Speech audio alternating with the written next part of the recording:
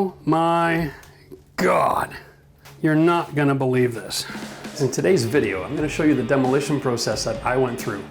Wow, what a process to get this bathroom framed and ready to finish. Now listen, this was the worst bathroom renovation I've ever had to take on in my lifetime. When we started this project, we found rotten floor joists, leaking plumbing, mold, critters, all kinds of disasters. We're gonna go through all the process of how we restored the building so that we could eventually build this shower.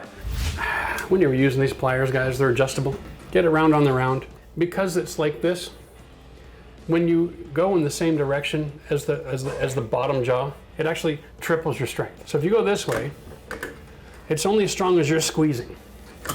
Ladies especially, you want to get really strong, use your pliers in the direction, the bottom of the jaw, okay, the bottom of the jaw, in the direction you're going to turn, which is always counterclockwise. So that you can do with 2 fingers, okay?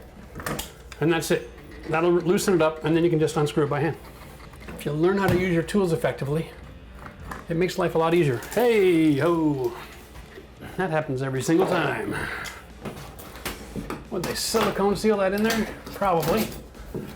Yeah. Of course. The next thing I want to do is actually, you see how this is attached to the CPVC inside?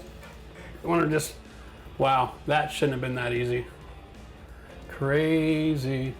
Usually I like it a little tighter than that so I know it's not dripping in behind the wall. I really hope that worked. I'm not familiar with the CPVC, so maybe having it in 5 or 6 threads is all you need. I don't know. Wow, we'll see what happens. This is a basic Moen shower system. This is an Allen key here. So you got to own your own Allen key set. Other than that, it's just attached with this faceplate using these 2 screws. And really what it does, creates compression on your flimsy plastic wall so it doesn't move around. All right. And generally speaking, Moen parts, oh, this is a Delta, sorry, monitor. I thought it was Moen Troll. Okay, sorry, my bad, is a Delta. Generally speaking, the valve body in itself, it's Delta and Moen both make them to last forever. They're usually made of brass, and you can actually buy new trim kits, which is this chrome piece here, the handle and the faceplate. So you can go to the store.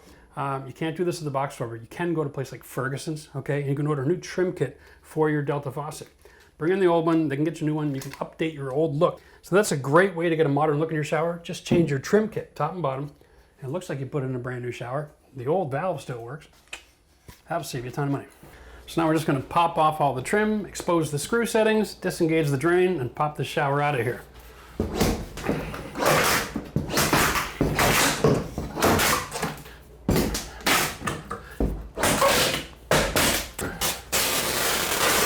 Okay, that speaks to too much moisture hanging around, doesn't it?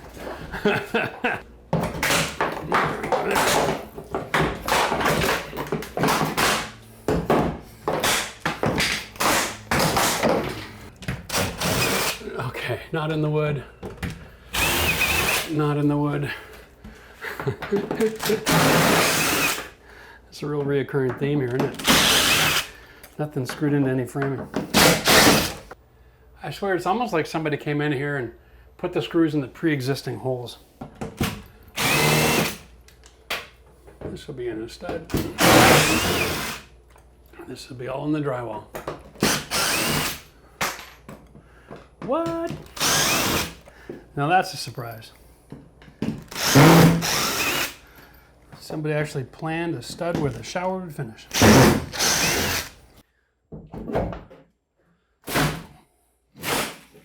Let's just have a look. Yeah. Wow, that's framed with 1x3s. Anything to save a buck, eh? Wow. 1x3.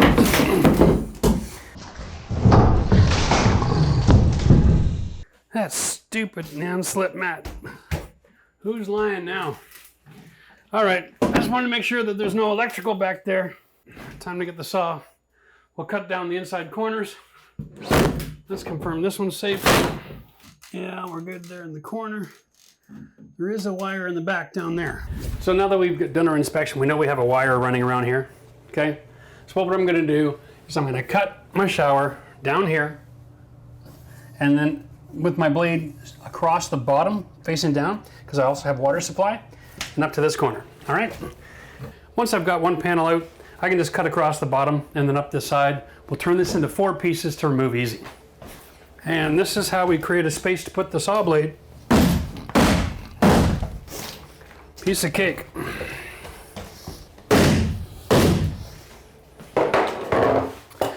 Do-do-do-do.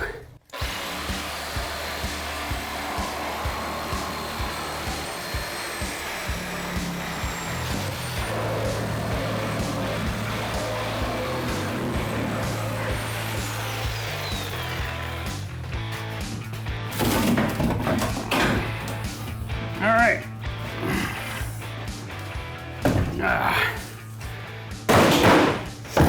Now I'm just going to have another quick peek, make sure there's no hidden surprises back here. Alrighty. Looking good.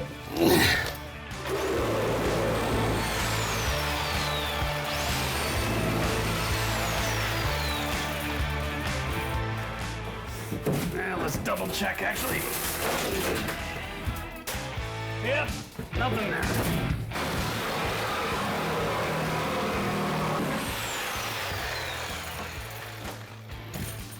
Simple rule, if you're not entirely sure what's behind what you're cutting, don't.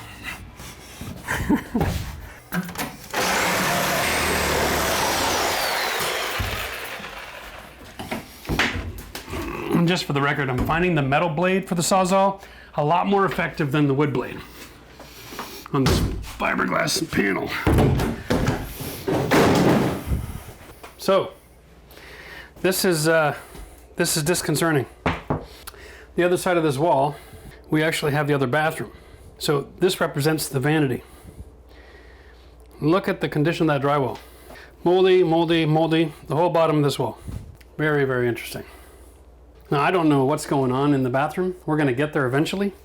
So I'm not gonna be too concerned about that right now. Maybe it's not that big a surprise.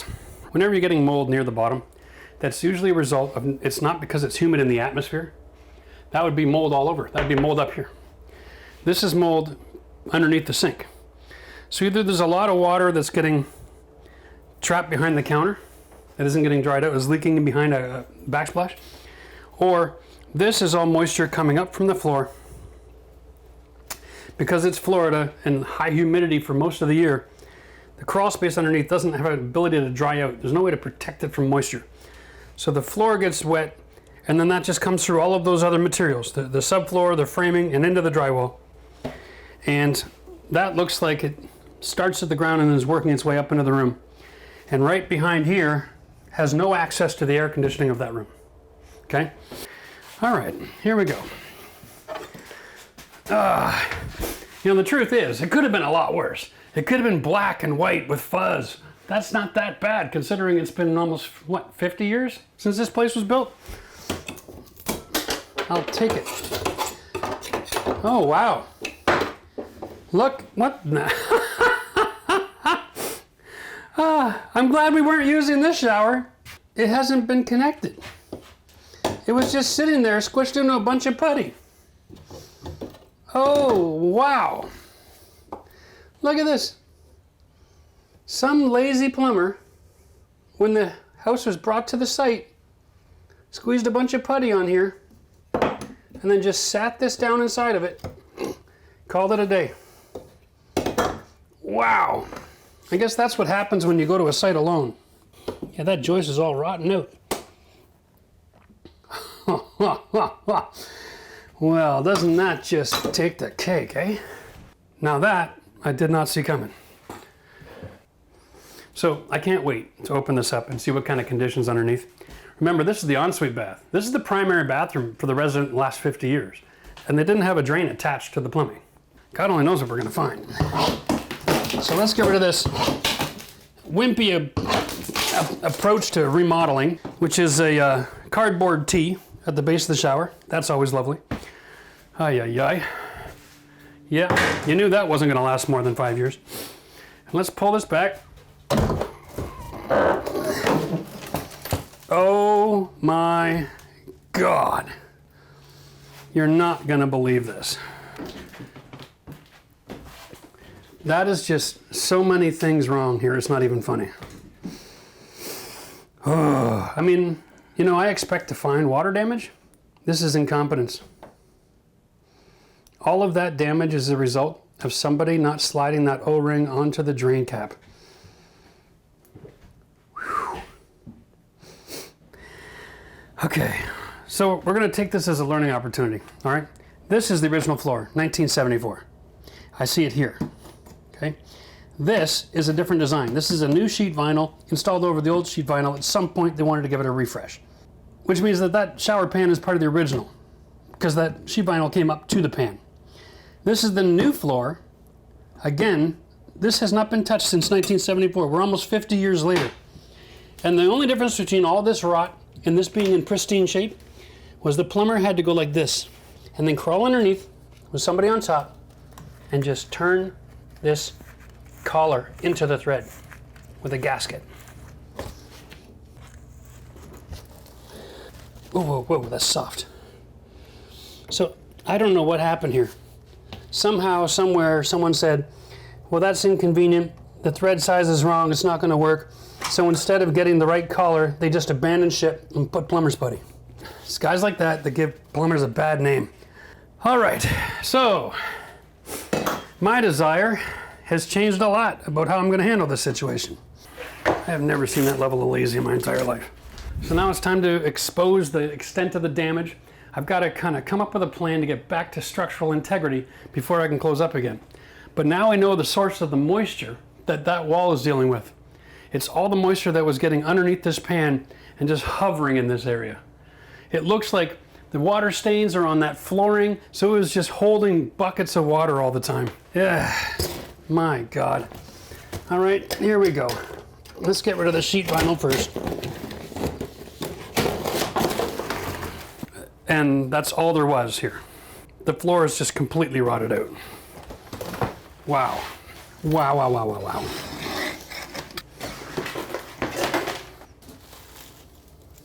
It's just dust. Oh, there's a second piece of wood. Somebody got underneath there and structured next to this joist with a 2x4 to carry the load. This floor must have gotten really soft and they crawled underneath to fix it. Wow. Hey, thanks for changing this shower at the same time.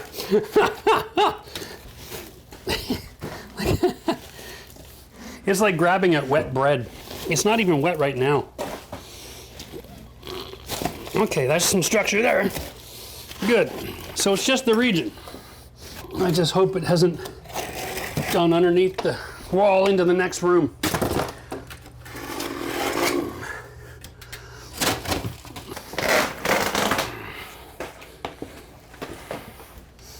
Wow, that might have been the saving grace.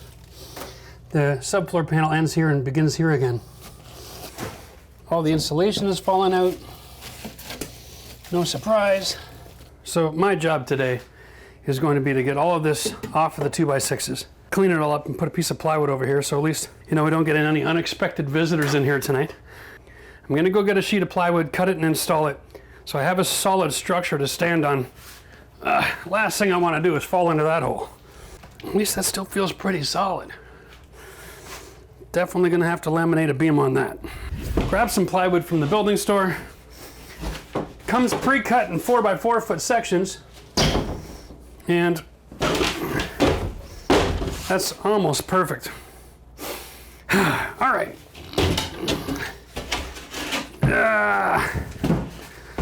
We'll do that again in a second. I need another little bit of oomph.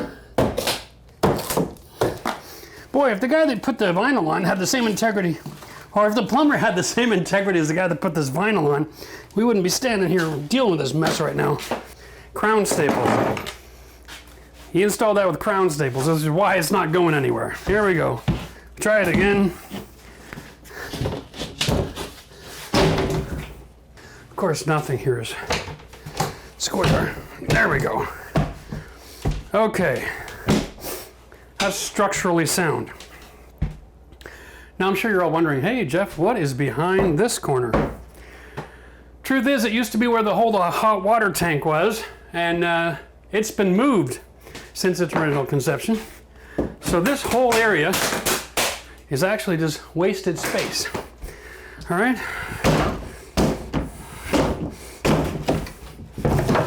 And in original condition. I'm gonna rethink a few things here.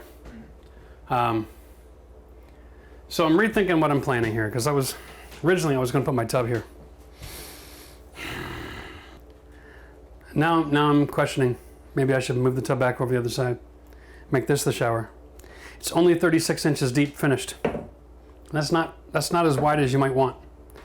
Now a 32-inch walk-in shower, that's still pretty decent, but my plumbing's over here. So that means I'd have to frame this wall to put a door kit in, and the toilet's in the way. That doesn't really function. You know, I can't make a decision today. I have to just finish ripping all this out. Let's just finish opening this space. Sometimes making a plan before you start, it's nice to have a plan, right? But then you got to do your demolition, and I've taught this before. We did a video on all the steps of construction. You have a plan. You don't purchase your fixtures yet. You finish your demolition, and then you get your fixtures, especially with bathrooms, because you never really know what you're going to get. So let's just peel all this apart. Let's open up this hole. Let's open up the ceiling, and then we're going to make a plan. We're going to talk about what scope of work creates the smallest budget for this room. Really is what we got to look at. And it's impossible to know that until we open it all up. So, hopefully there are no more surprises. If they are, we'll put them in the video, but the rest of this should be pretty much straightforward. Yeah.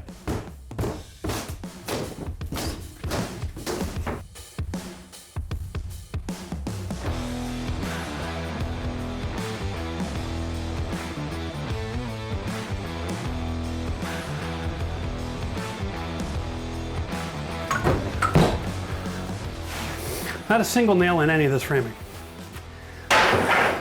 It's all put together with pneumatic staples.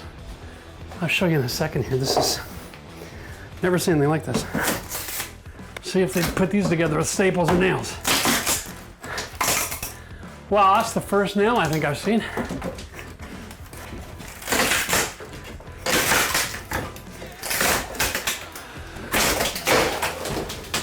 Nails on the, oh, screws, not nails. Okay. So still no nails.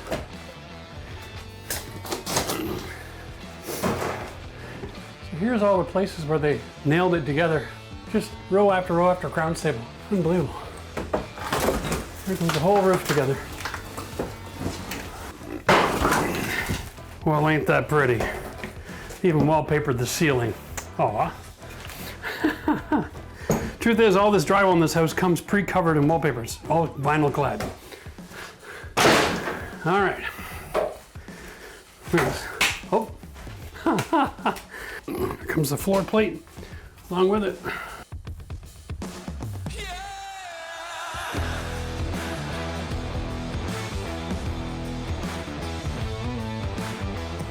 Hey guys, Jeff from RenoVision. Welcome back to our bathroom disaster. Today is all about making a shower here with some integrity, all right? Now, let me just share with you here, if you haven't seen it, this is my hole. And it is a hell hole. Basically what's going on is we're dealing with 2x6 construction. At some point, somebody has done a remodel here with this flooring. And so this one square here is actually brand new layer of plywood. It is 3/4. So, you know, good for them for having some integrity because they didn't want to fall through the floor. But they were unaware of this mess. At some point, they even changed the plumbing. So here's the old water supply. This is that original PEX that everybody loves to hate. Okay, it's all been cut off. And whoever did this came underneath and connected brand new water supply everywhere and didn't bother to say, hey, by the way, your shower isn't connected? Ay, ay, ay, what's this world coming to? So first we have to laminate this beam with a brand new one. Got to get some structural integrity reinstated. In our members forum, we get questions all the time from folks about structure, okay? How to laminate, how to make a beam stronger, how to make sure that I'm ready for tile. Today in this video, we're going to redirect this plumbing up out of the hole. We're gonna fill this all in so it has some structural integrity, that we get to the strength where you can build any kind of shower you want on top of this. But most importantly, we're gonna rebuild this so that we can have a walk-in shower with a small curb. We're gonna fix the plumbing. We're gonna create a foundation here for building our shower that we can do whatever we want with it. And I've got a system that we're gonna put in here that is gonna be so easy to build, it's gonna blow your mind. But first, let's just deal with the obvious. Where I'm standing is old particle board. So basically what this is garbage. We can't use this. We can't build on this and expect a positive result to last more than a week and a half. If you can punch a hole through it with one kick, you can't use it. Right? Like if it doesn't have any integrity and you leave it there, neither do you. So, here we go.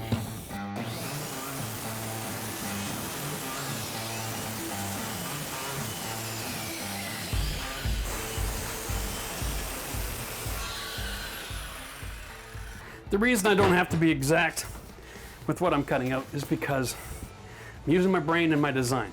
I'm building a wall here so that I can use an off-the-shelf standard door kit. Building a wall there so I can hide my plumbing also gives me the ability to not have to worry about how I'm tying in.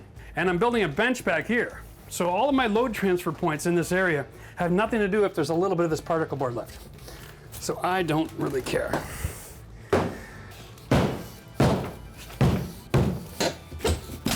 There we are. Gotta love a floor that's installed with staples, eh? Seems like almost everything in this build is installed with a staple gun. When it comes to the staples, grab yourself some pliers and get rid of them. If you hammer it down, it's gonna affect the next layer that goes in. Man, when it's rotten, eh? Like there's no coming back from that. I like to let things dry, let a house to breathe. But once it turns to dust, there's no drying out that's gonna help it. Dust is dust. Okay. Wow. As you can see, the water's swelling areas, right? Well, there's the first good thing I've seen all this whole build. Well, everything's glued together and still connected. Fantastic. Well, that's encouraging. So what I'm doing here, it's not the most ideal. What I'm gonna do is I'm gonna accept the fact that this wood here is really still got a lot of integrity.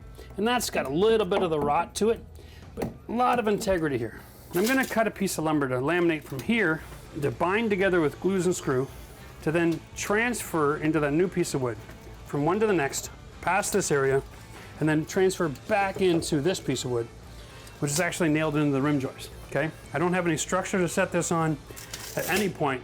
So what this is a true lamination, okay? It's not perfect, but by combining an extra laminated beam here, and then building down from that point with 2x3s on all four sides, so 1, 2, 3, and then 4, and then putting plywood in between this height, and then laminating the plywood again, I'm going to end up with 1.25 inch plywood, okay, with a reinforced beam before I start rebuilding. And that should be tons of strength, okay?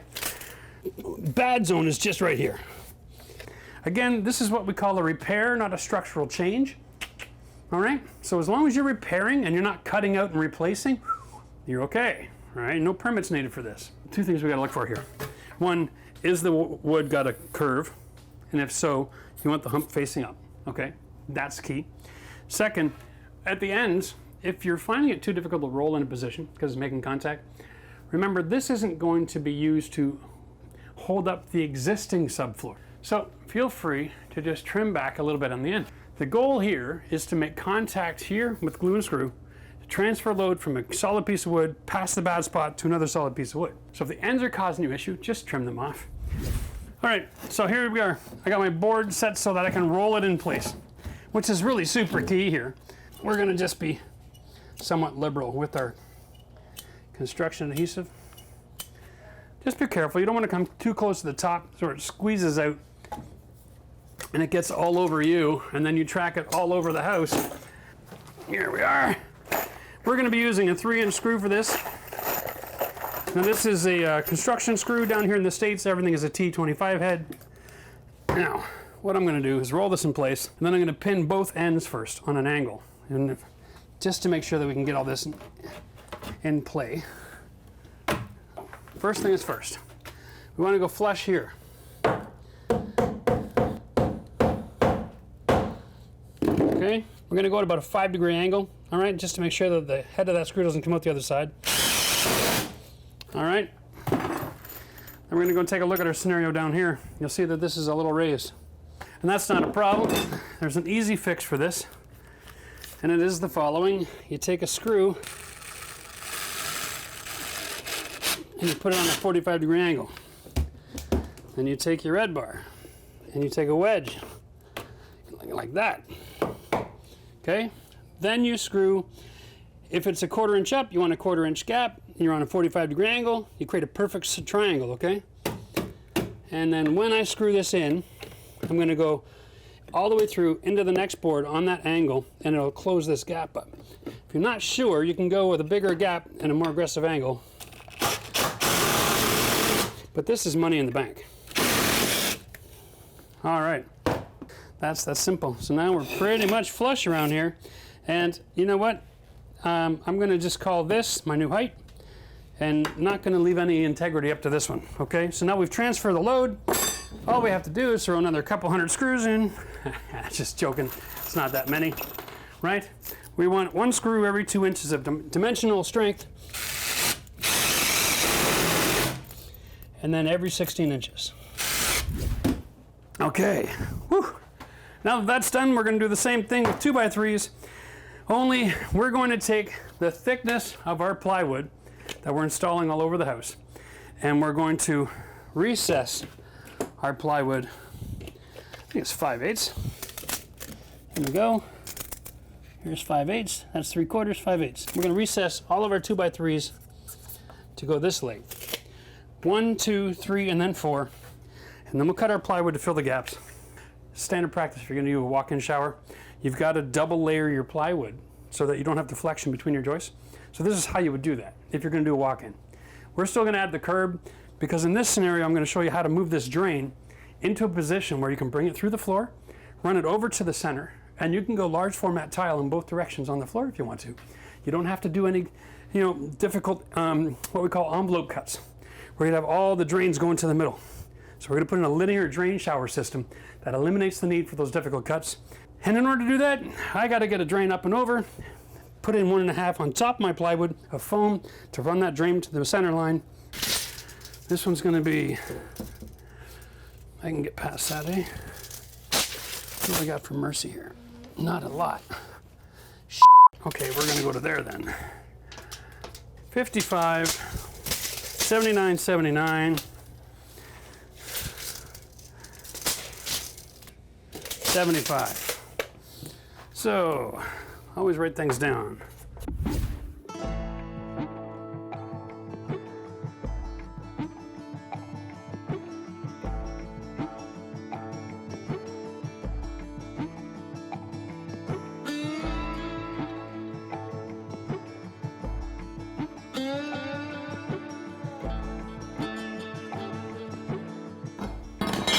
That's good. I'm going back in. I also need my plywood, right?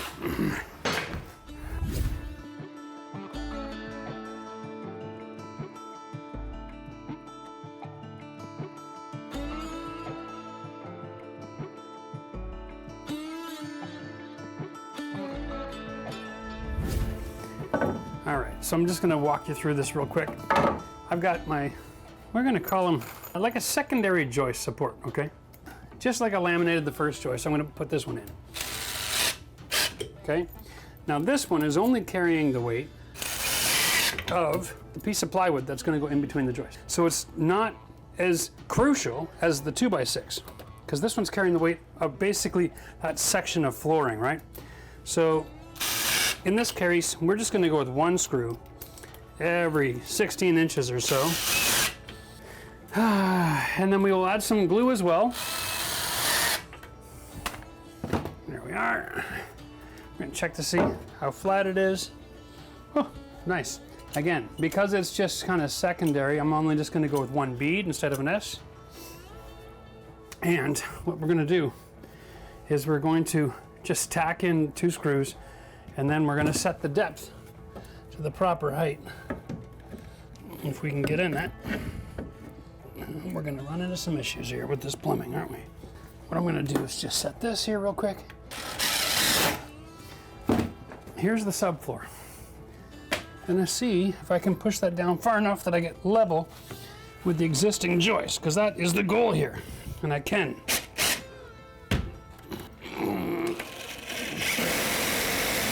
All right, existing joist.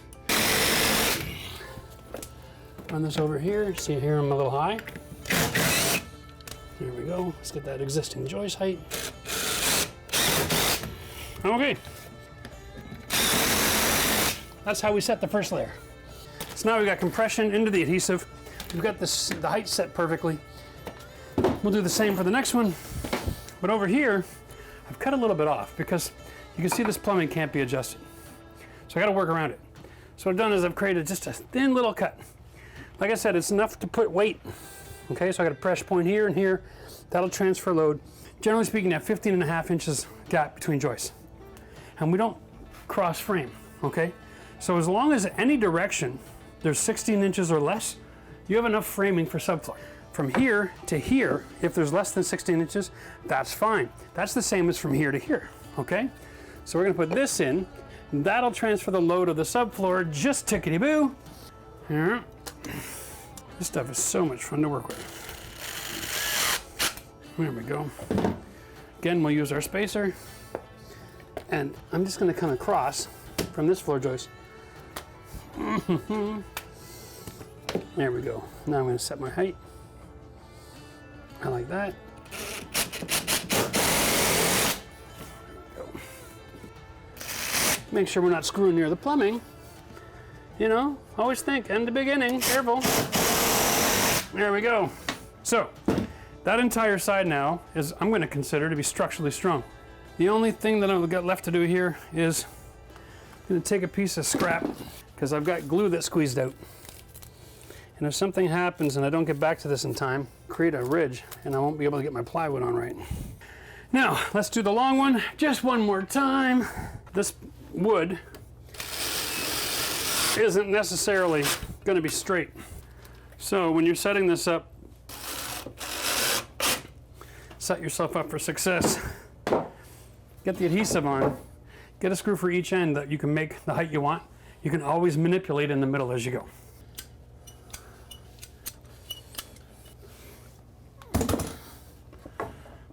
Okay, and again, we'll set this on, and drive that screw.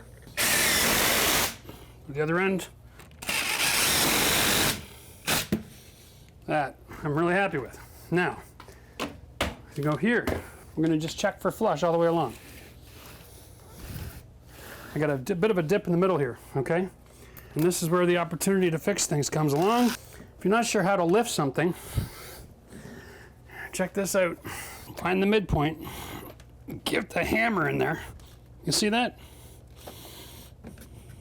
There we go. Okay. Again, every 16 to 24 inches. The glue's gonna do all the work here.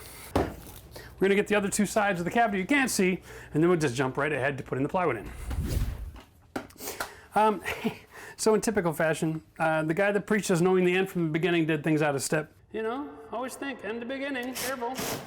I was planning on cutting my plumbing here, okay, and then just elbowing it up with a new P-trap. For whatever reason, they went down to 1.25 inch drain for a tub or a shower, which is really stupid, which is why it wasn't connected. The fittings didn't work, so somebody just walked away. Anyway, what I got here is I got a metal blade. Because PVC cuts really nice with a thin, simple blade. If you put an aggressive blade on there, it's going to cause you all kinds of headache.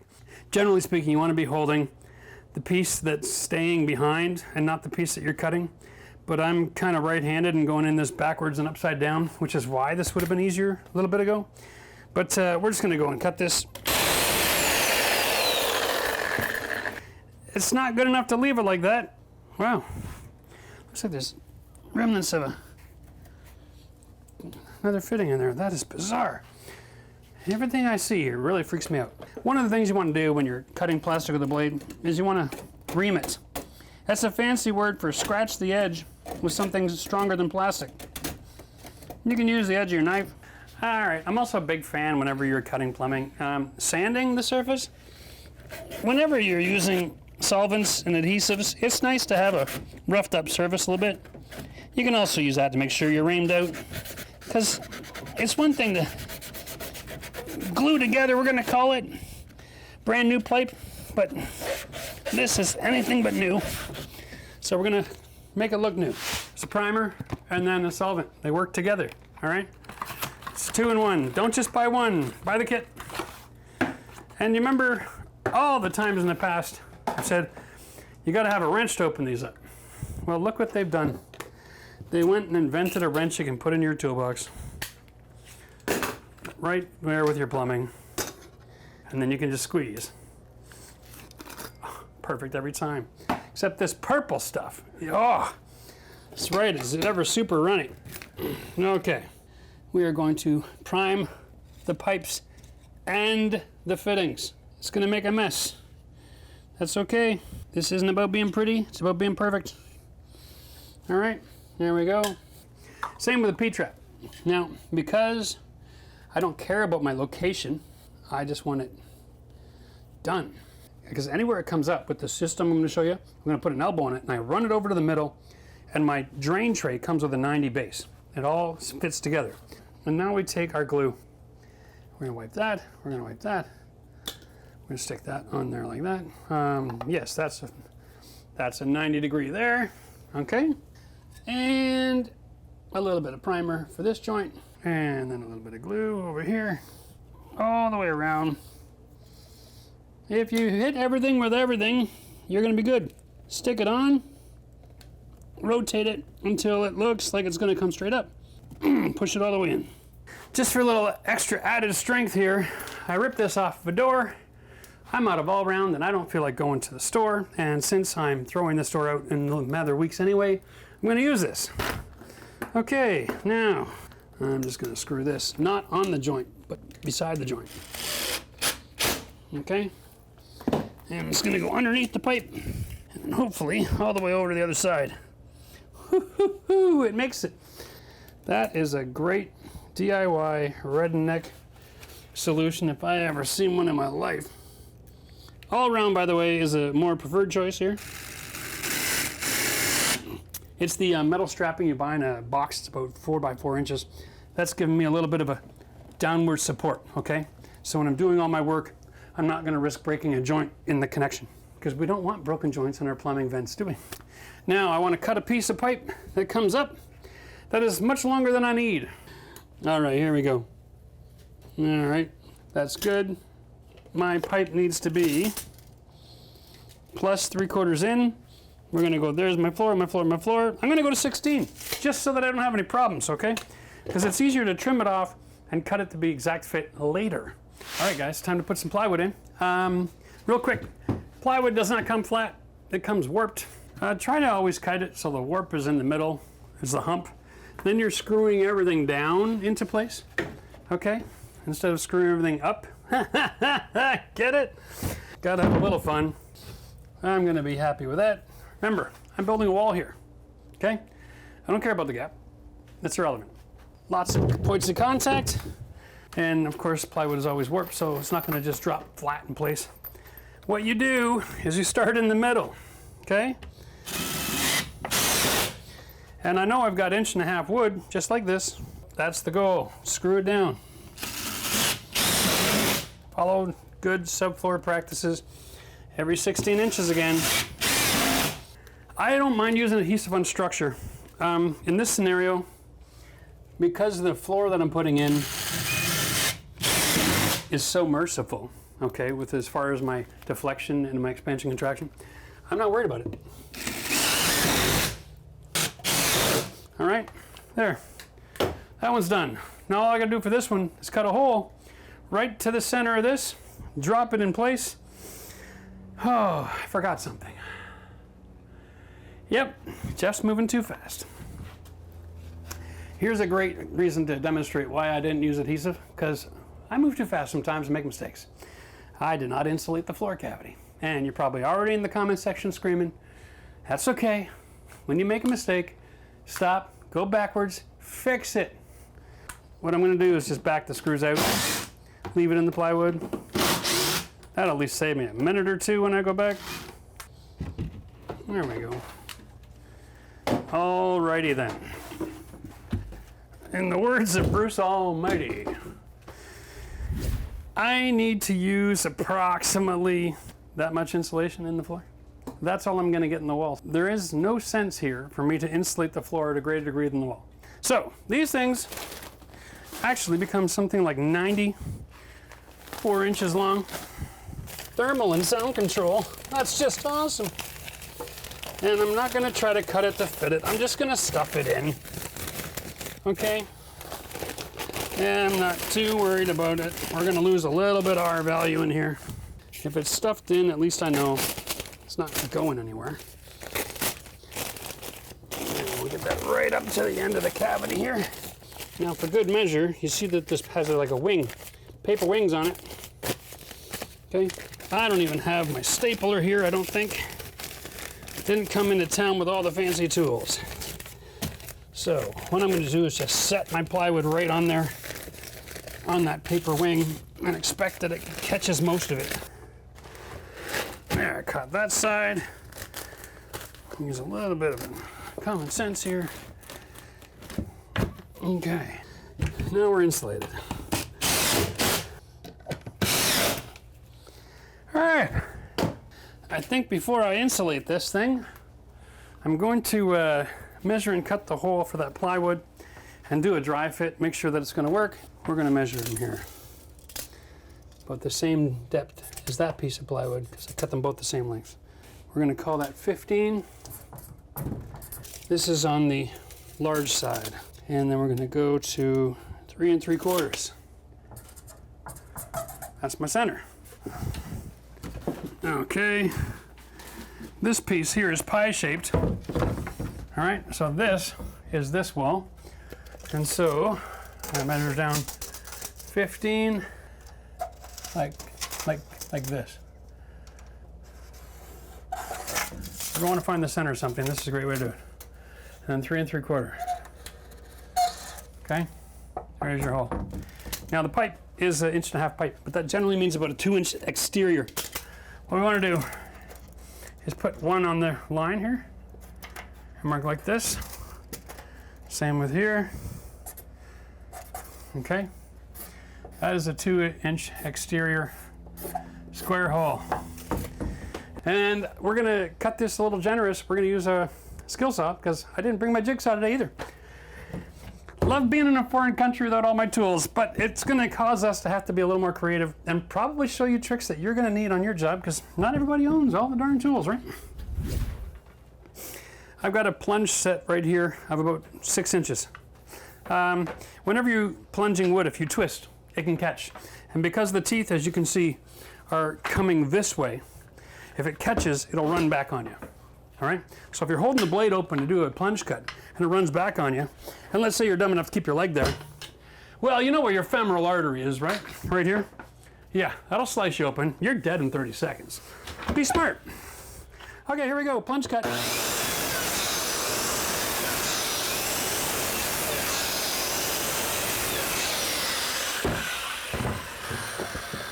Have years of experience or stay the hell out of the way. This one's done. Now we're ready for installation. All right, Mr. DJ, let's do this. Spin that wheel.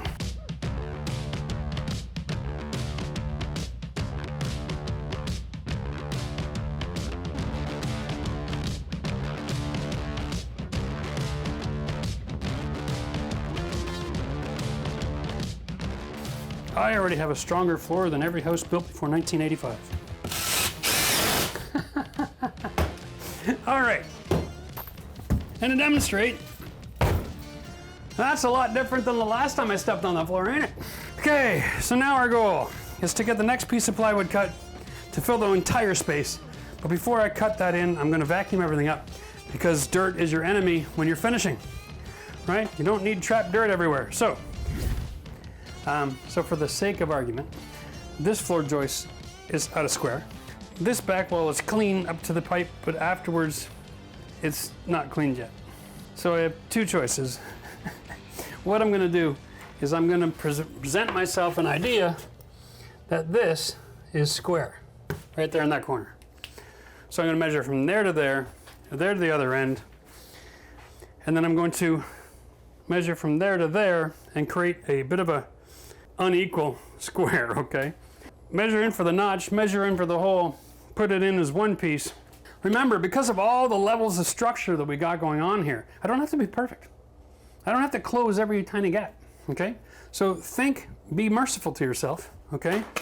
We don't want to have too many gaps, but we don't need it to be absolutely perfect. So let's just try to make life simple. By having something square to measure off, it increases our likelihood of us not really messing this up. I'm going to call that 33. Okay? And right now, this is 6 feet. I already know that part. So 6 feet is the length up to here. It's the same 52 and 55. I'm going to measure that down here. 52, 55. We're going to come out 4.5. 4.5. Okay? And I'm going to go back. I'm going to come back 3.5. And then this depth will be different than this depth. Okay? That's because I'm building a wall here as well. So I only need to come to this plywood, all right? Because my interior wall is going to cover over all this mess. My bench is going to cover over all that mess. I just need to get this measurement here. I'm going to call it 31.5 from this point, okay? That's the goal. So I'm going to measure from here, 31.5. So when I'm marking this out from my square, that's the key here, right? From my square, that measurement, I come back over, back in, which is a different depth, go to that corner, measure off that corner, connect those two dots because it's not a straight line. And then over here, I'm going to go back to 15 is that line, 19, and an 1/8 is this line, and we want to be somewhat exact. Okay.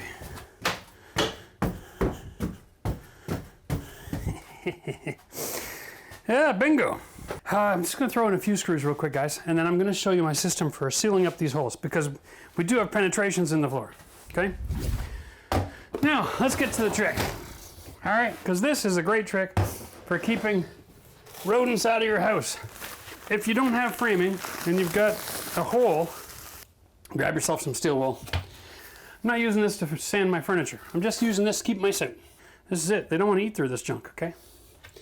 So we're just going to take it and we're going to shove it in the hole. Nothing structural going on there. And if you want to add a thermal break to it, I'll show you another trick too. Grab yourself some spray foam. This is the thermal content of this mess, okay? Right into that metal. I'm not setting a trap for them. I'm just making sure that I have a thermal break in this hole as well. Remember, I put fiberglass insulation around that. Not the greatest thermal break. So, when in doubt, foam it out. Okay? It's easier to trim that stuff off after the fact. There we go. We'll leave that for another day. Remember, I just put a new P-trap in. There's no water in that yet. Get the sewer gases from coming in your house. Boom, buy a little test cap. Plug that sucker up, okay? That's money in the bank. This was an access door from outside the building to the hot water tank.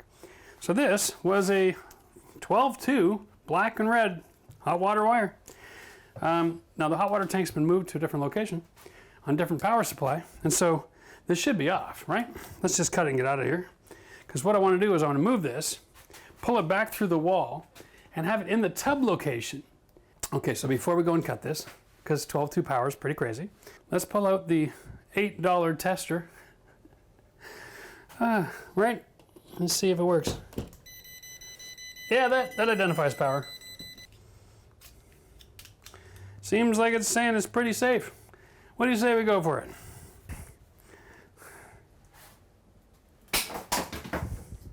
Yep, just fine. So, now we know there's no power in it for sure. We can pull it through. Now for everybody going, wait Jeff, you're not an electrician, you can't touch the electrical. I'm not touching the electrical.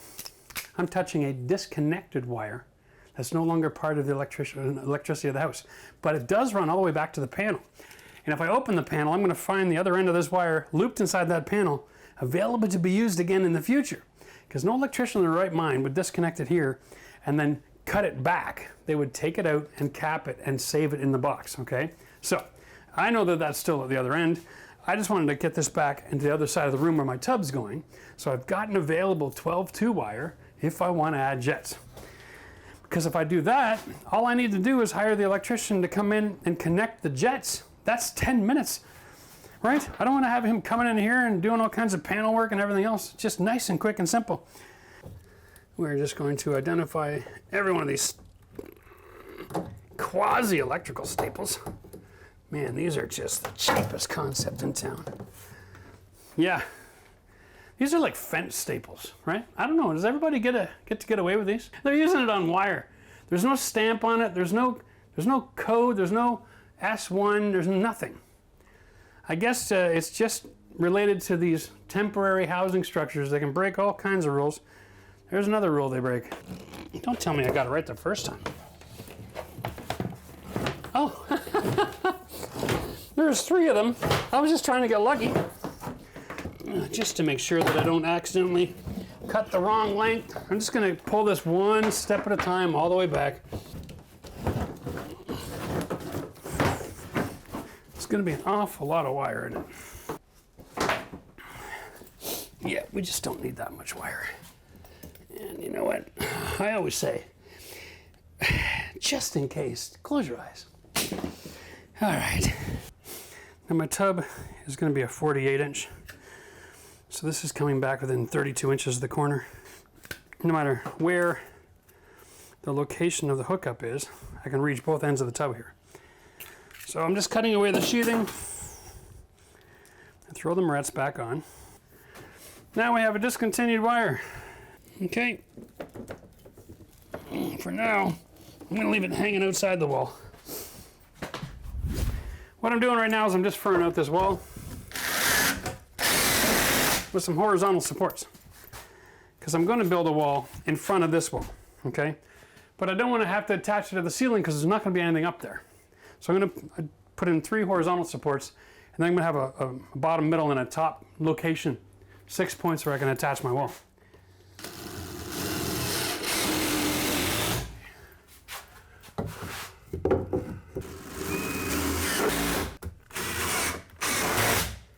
There we go. Now I got structure on structure. Now I'm also going to be doubling up here. This is the end of a wall. It goes into the next room. What I want this one for is because I'm building a wall here. That's going to be about 4 feet high. And off the end I'm going to have a 2x6 going all the way up. And I want to have that 2x6 have something that I can tack into up against that wall. So that's what that's for. I'm also going to be laminating this piece and this piece, right? Just to make sure that I've got structure in this wall. I don't want 1x3s holding up my wall. Later in the project, we're going to be in the other bathroom. We're going to be tearing this wall out, okay, and get rid of all that mold that we buried up here that we encapsulated for the time being. So I want to make sure that I've got a wall there that I can actually build on as well.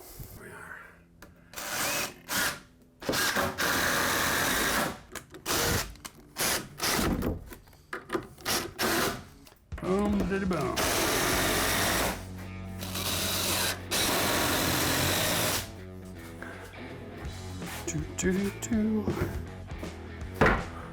Now you'll notice that although I'm laminating, I cut them all short on purpose because I don't like to fuss around.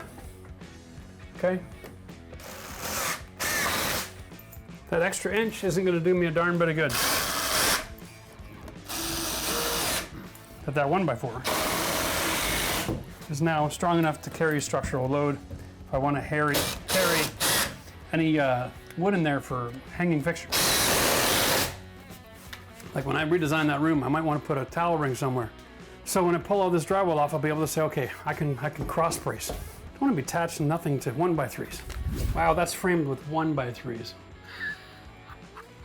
Anything to save a buck, eh? And one more for good measure. I think I'm gonna have to go on this side.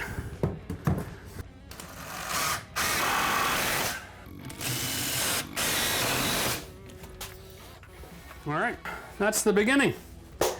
Now, deal with this mess. So, there's a couple things going on here. One, there's a little bracket screwed from behind. Okay, you can see the little screws holding this together. That's pretty much carrying all the weight, okay? We gotta make sure that when we disconnect and we rebuild that we're still carrying the weight. This is the trick. So, I am going to throw, that vent has to go back in that location at some point. Yeah, I'm gonna get a scrap piece of 1x5. Mount it to this and behind going vertical, just so I have something to screw this to, carry the weight in the meantime while I rebuild.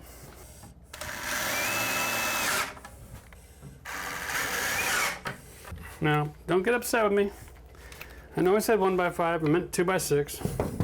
I was thinking, looking at the 1x3, thinking of a 2x6, and kind of ended up with something in between. But the point here is, don't be upset if I'm hanging this off the 1x3, because, like I said, it's temporary. And temporarily, it'll carry the weight of this. All right. This plastic business, actually, it's supposed to be temporary. You're supposed to remove these. They have a brass bracket back here. Okay, we're just gonna throw one in the bottom. Should be one down here too. Nothing too severe. We just want to have a little bit of flexibility. We carry the weight. Now we know we're not going to damage anything. I don't want one of those elbow joints underneath to break off because I don't believe that the plumbing underneath is very well supported.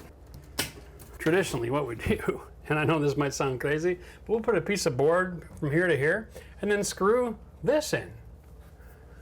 Right? Doesn't that make more sense? All that fussing around. This vent needs to be fixed before I go any further. Because it's the next biggest issue, okay?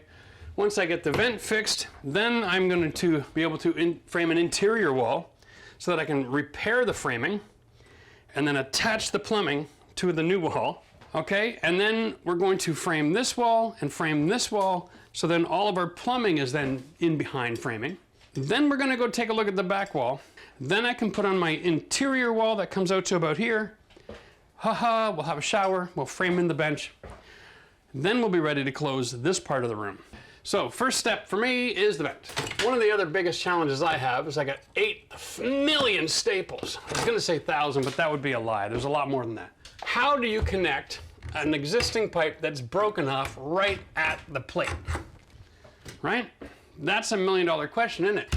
And I'm thinking, well, we could cheat. We could do a little bit of this. We could just put it in place, a strap, maybe a little bit of foam. The air will get through. It'll still vent. I'm like, no, Jeff, that's just stupid. Let's show people how to do things right. So today what we're going to do, since we're building another frame, I have this window of mercy to about here, of area that I'm not going to see the ceiling, okay? So I am quite comfortable grabbing my Sawzall, shoving it up in here and cutting the plate out of the way and sticking on a coupling fitting. Okay, so let's just do that. And if you're not familiar, this is a coupling fitting, okay? It's designed for the pipe to go on each end, joins in the middle. It's just short. It's for situations like this where you don't got a lot of wiggle room. It's just...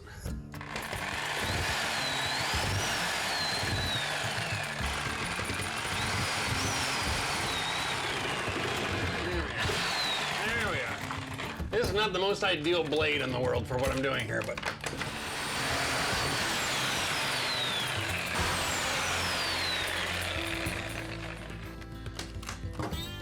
Whenever you're dealing with wood, you gotta force it to break. A flat screwdriver can come in really handy because it's got a nice wedge. You can go on off the edges and you can force it to crack, take it off in little chunks. There we are. Now we got 2 pieces of pipe. Yeah, that is not cut. That is perfectly severed. Now, we don't really need this to be all that watertight, but it's just venting. Here we go. We're gonna use my little solvent wrench. This one makes a mess, huh? Look at that primer. My goodness. Get it all around here as best we can. Oh, that Matthew had a 10. So let's see. Where's the wiggle room that we got here? That one doesn't have any wiggle room. doesn't have any wiggle room. Well, that's gonna be the most merciful thing we got going on here. Let's get this in here. Not used to working with CPVC. Well, I'm not sure if it's got enough flexibility for me to force this in. Oh, apparently not. Well, what did I break? All right, we gotta cut this sucker and do this in sections here. Yep. Gonna be one of those days, isn't it? This is just showing my inexperience here. I am not used to working with the CPVC at all. And so this is what's going on. It works a lot better if you do 2 joints with this plate. Okay, because then you've got a coupling and a coupling and you can wedge it in. Trying to bend it, it didn't work with this. Now I gotta go open up the floor from the other side and find out what that noise was. But that can be done from the other side. So I'm not gonna worry about it right now. It's just on my list of things to do. The good news is we have a crawl space. So even if I did break something, I can go into the crawl space and fix it. This is how you fix a pipe. Put a coupling top and bottom, cut the pipe into sections, and then it just snaps together real easy. There we all learned something the hard way. Well, better me than you, I guess, eh? Okay, now let's get back to our framing. So, what we got here is just a bottom plate. I'm actually building a wall with a top and bottom plate in the other room. This I'm putting in first, making sure that all of the holes around here, that potential gaps for mice, are eliminated. And because the wall is 9'6", I'm making sure that I'm increasing the actual height of the finish wall so that I can help get rid of this bow. We're gonna show you how to fix the bow in this wall in just a second. There we go. This represents the plate, okay? So I want to take a look here. If I'm going to be putting a wall in front of this one and I want to pull this straight, this stud here is, and this is my biggest culprit, but in that corner as well. So what I want to do is I want to have a stud on the ends, obviously. The ones in the middle, I don't want to go over top of this because all these staples, I can avoid taking them out. What I'm going to do is I'm going to go just to the side of all those staples, just to the side of this one as well. That creates a nice cavity for me in the middle for my plumbing, okay? So I'll take this, I'll draw these same lines on my other plate. I'll put 2 screws in each end on each stud. And then I'm going to put in the notch 12 inches up, right? Let me just put that in at 2. Okay. Now I got my design, let's go execute. So basically what I did is I took my 33.5s, and this is the one that I marked on the wall. You're going to see this when you put the wall up. You want to see the X's. You want to see a top and a bottom. T and B. Right side. That's how you do this. Because if you get one of these switched around, your wall's going to be all bent and crooked and weird looking. And organization is key. You set it on the ground in front of you. Because this is how you're looking at your wall when you install. You take your top plate, pick it up, and walk it over. Set it where the top plate goes. All right, and then we're gonna take all of our studs here and check out to see if they're straight or not. This one definitely isn't. That can go on the inside because screws will always fix that. I'm looking for the best piece of lumber for my outside corner. It's gonna be this one, oddly enough. All right, and then these two, nothing's gonna be perfect. You make the wall perfect. You don't find perfect lumber. Now this is a 2x3 wall because I'm still trying to maintain some space here. Okay, 1 screw for every 2 inches of dimensional lumber or part thereof. So a 2x3 gets 2 screws because it's 2.5 inches thick.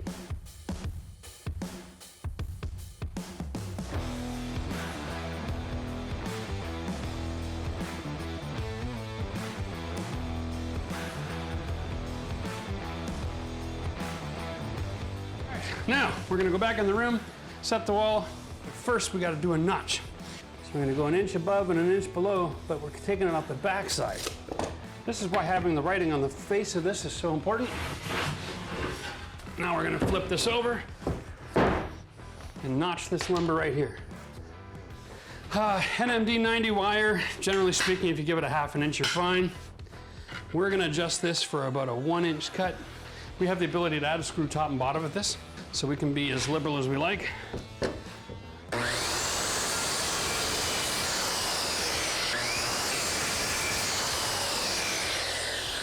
I have a notch that's the same depth on both sides. So I'm gonna take my claw and I'm just gonna hit the wood right here and pop it out. Now you see how the wood breaks on an angle because of the grain of the wood? So we might need a little bit more than that. But that's still lots more than 1/2 inch. I think we're gonna be good. All right, now let's go put this bad boy in place. So what we wanna do is get it in the room and lay it flat backwards so there's room to stand it up. On top of the plate. This is just gonna make it, eh? Okay. Well, if that isn't the perfect measurement, I don't know what is. Tight on the bottom, tight on the top, and look, I can stick my hand in behind there. This outside corner is going to be straight across from the wall that I finished, and we're putting a door kit on. So this corner and this wall have to be extremely plumb. And that's level for all of us Canadians. So I'm gonna put my laser here. Yeah, it's really out. I'm gonna start on the far side. I know that my wall here goes this way, so I'm not worried about my reference point quite yet. My first goal, attach it to the plate on the inside corner, nice and tight. Wire isn't pinched, everything is good. Okay, now I've got a reference point.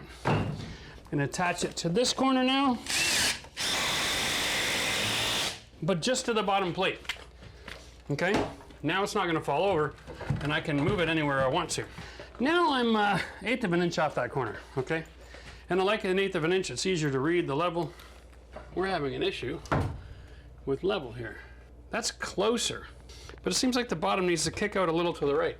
All right, so what I'm gonna do instead is I'm gonna attach right here. Okay, and I want to go that way. So what I do is I drive it in, back it out, and stay on reverse while I rotate around and get the right angle.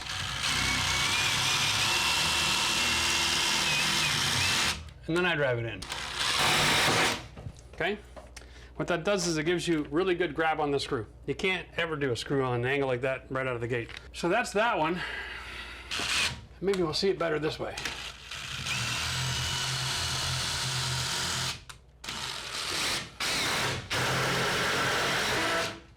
That's nice and secure. I am 3/4 to 1/8 of an inch. Wow. So both of the screws down here have to move.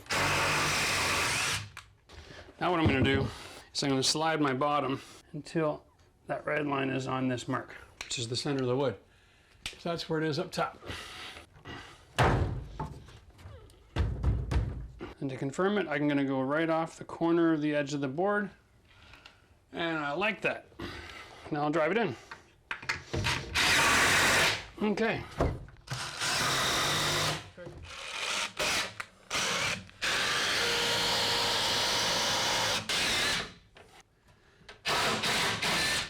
We're dealing with 1x3s here again. And that is not gonna pull that wall tight that way. Our next goal is to get rid of this issue here. I'm gonna do that by driving in and on an angle, so I grab both pieces of that lumber. More wood here, let's try this.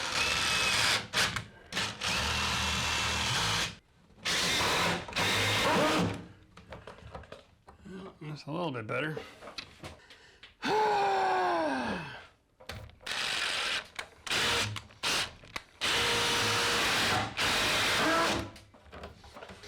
Well, it ain't gonna be perfect, sunshine, unless I tear this wall out and rebuild it.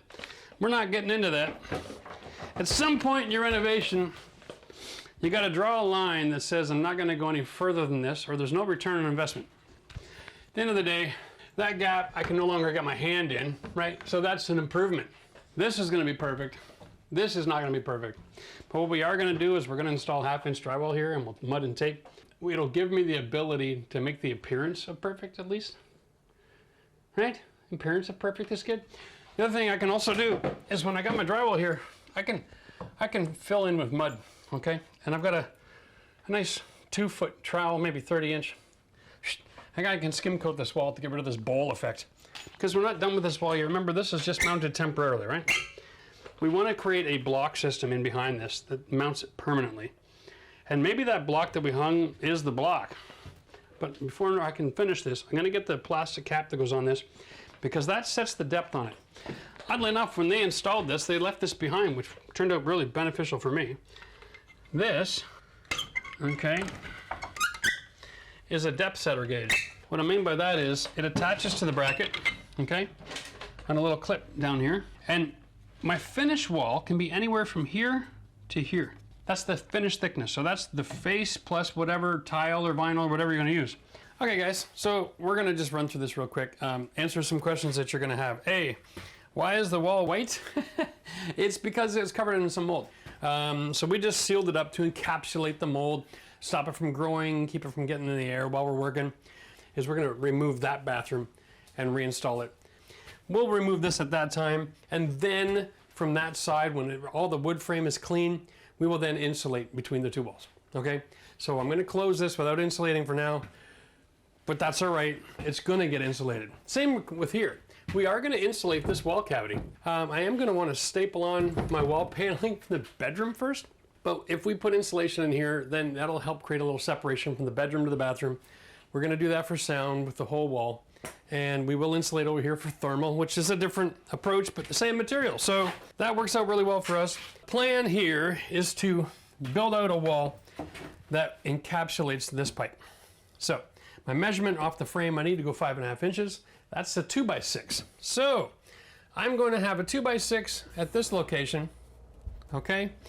And a framed top, middle, and bottom here. And I'm gonna build a 2x4 wall inside of that. That thickness plus the 2x4, 3.5, 4.5, gives me to 5 inches. So I'm gonna need to use a couple shims.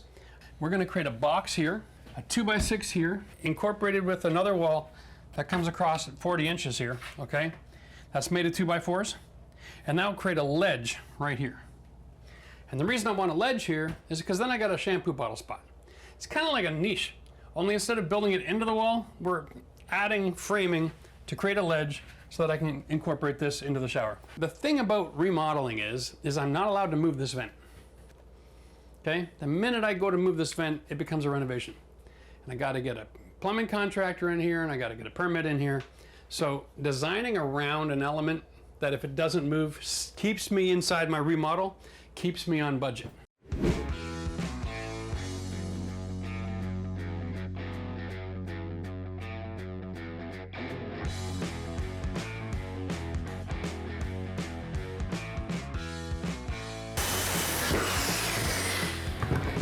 Okay, now, 95, eh? Here's a little trick with the saw. You probably can't see with this lighting, but this little black line here represents where my saw blade cuts, okay? Right there, next to this notch. Well, here's the 1 inch mark on my saw blade. So when I gotta cut an inch off of something, I simply set that on the edge of my material and cut it. 1 inch, perfect every time.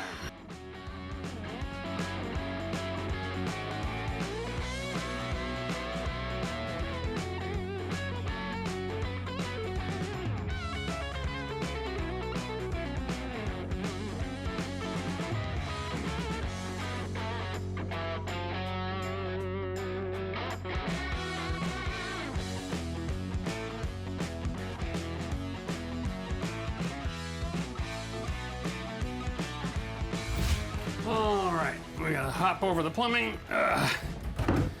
Get past there, into the corner, right off the corner. That is not bad. Okay. I think I got every wall moving in every possible direction here. Okay, so this is nice and level, which is good. But in order for this wall to be plumb, I have to go tight across here and open up a 1/2 inch gap in this back corner. Because it's kind of an odd scenario, first thing I'm gonna do is throw a screw in it. Lock that joint down. Now that's nice and plumb. And then we got this one.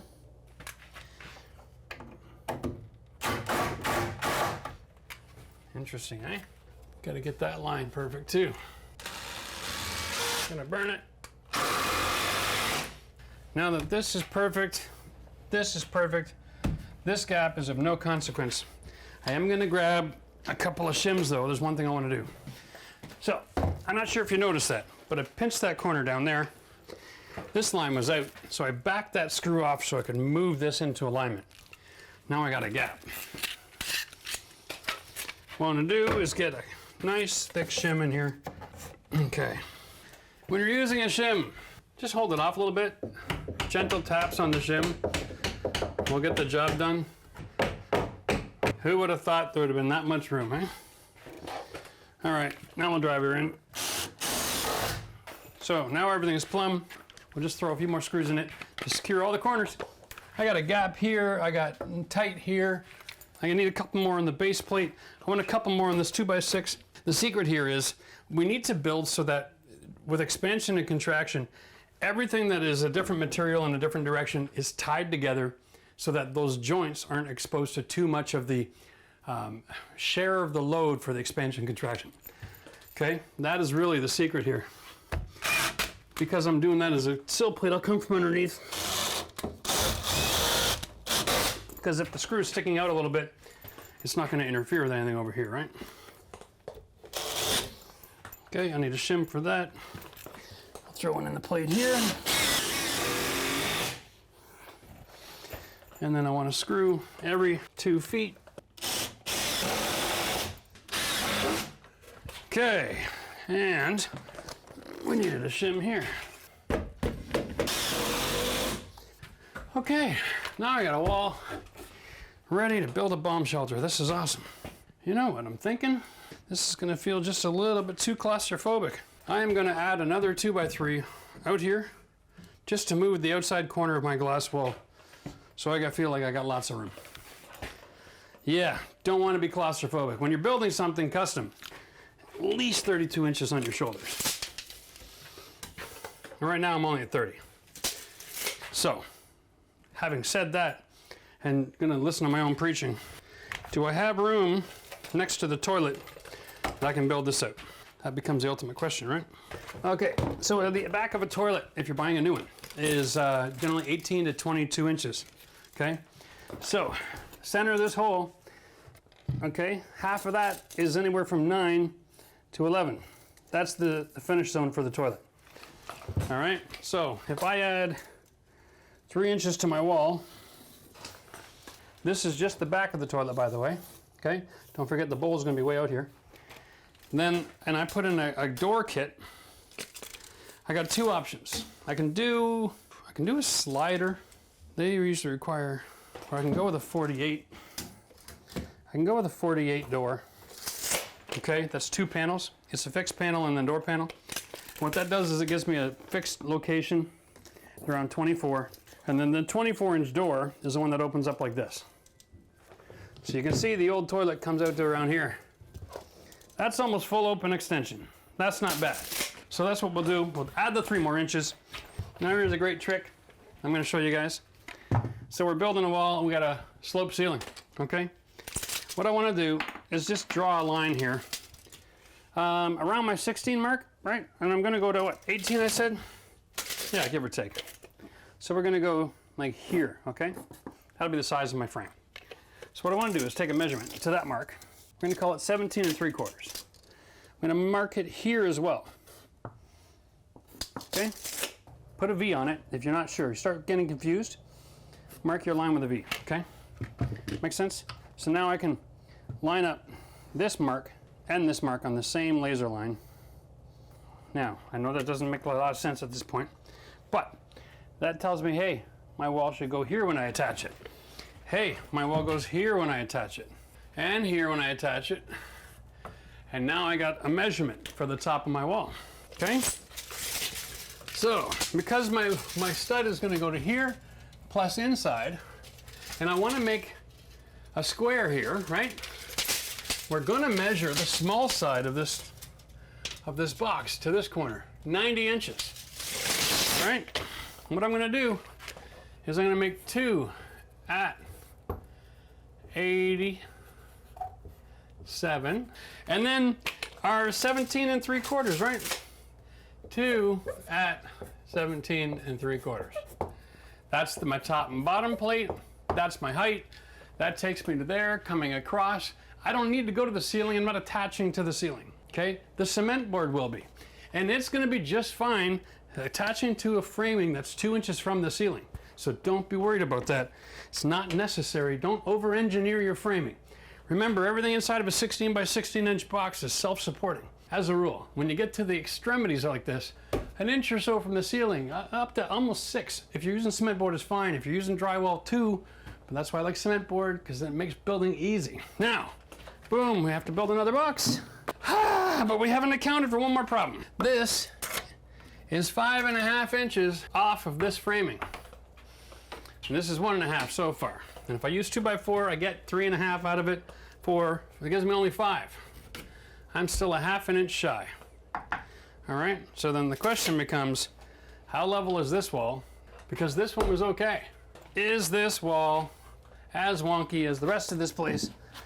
To do that, I'm gonna throw a laser line off the corner of my horizontal cross pieces. That's really interesting. Fred, let's try it this way. There we go. Yep, she's all over the place. What we're gonna do is we're gonna build our box. We're gonna set it in front. We're going to measure out 5.5 inches from the bottom, okay?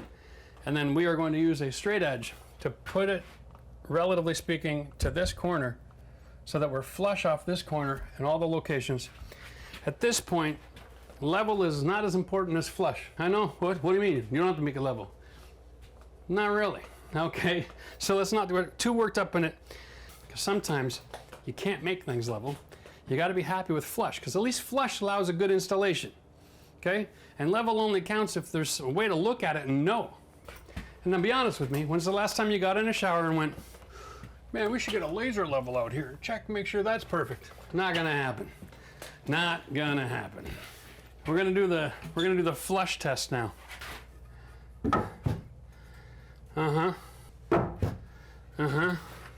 Right? What I gotta do here is make sure that the bottom is connected, 2 points, and connected here. That is my flush mark.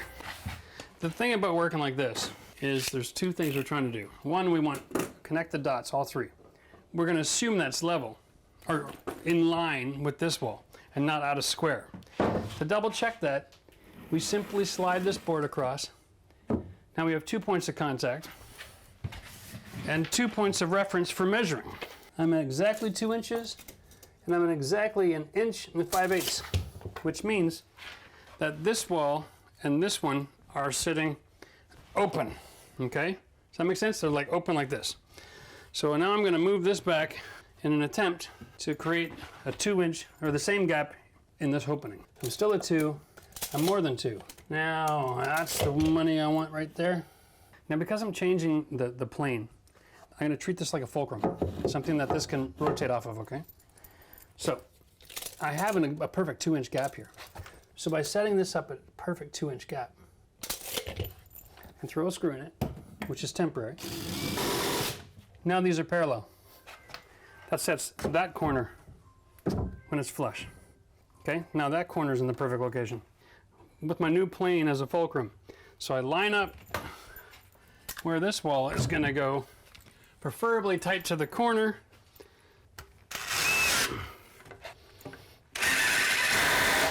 Just to pin that for a second, okay? And now I've got 2 new locations that I'm working with.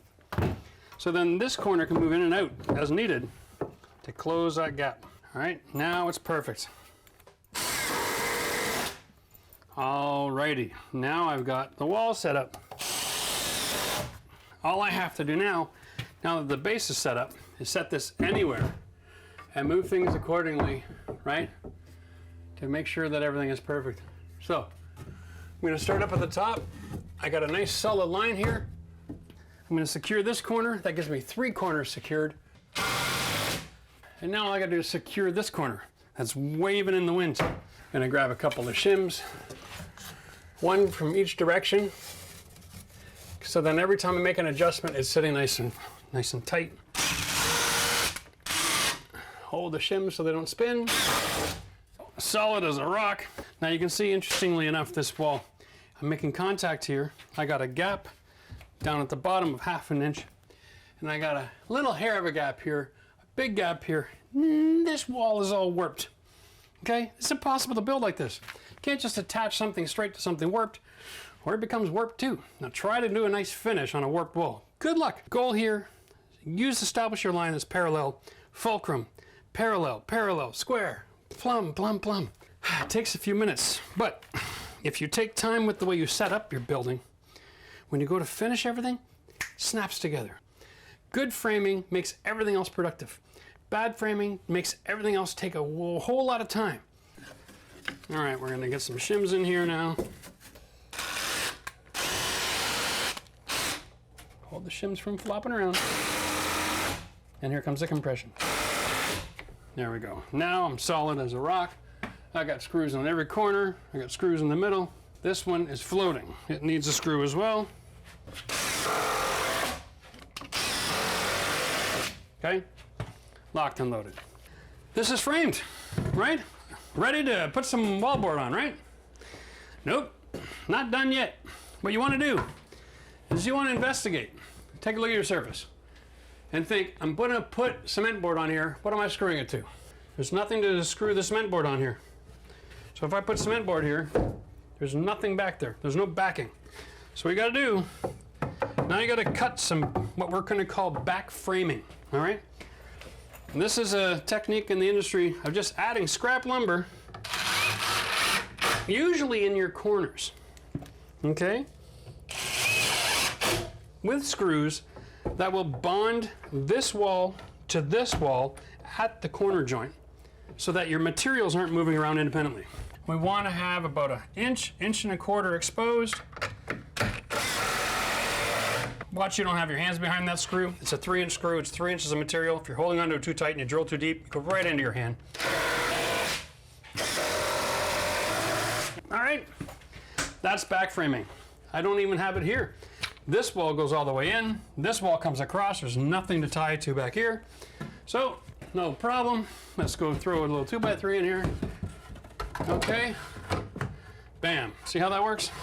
Here we go, guys. I know, I get excited when I see things coming together. See this? Same thing.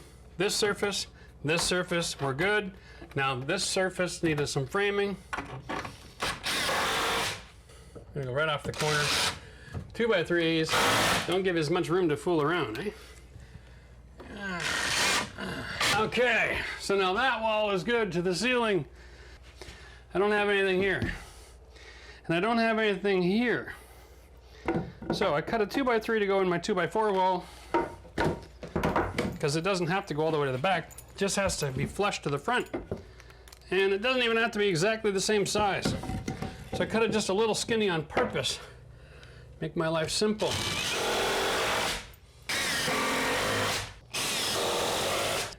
Okay. Let's see. 4 feet will be perfect. It's a little less than I need, which is nice. Alrighty then. There we go.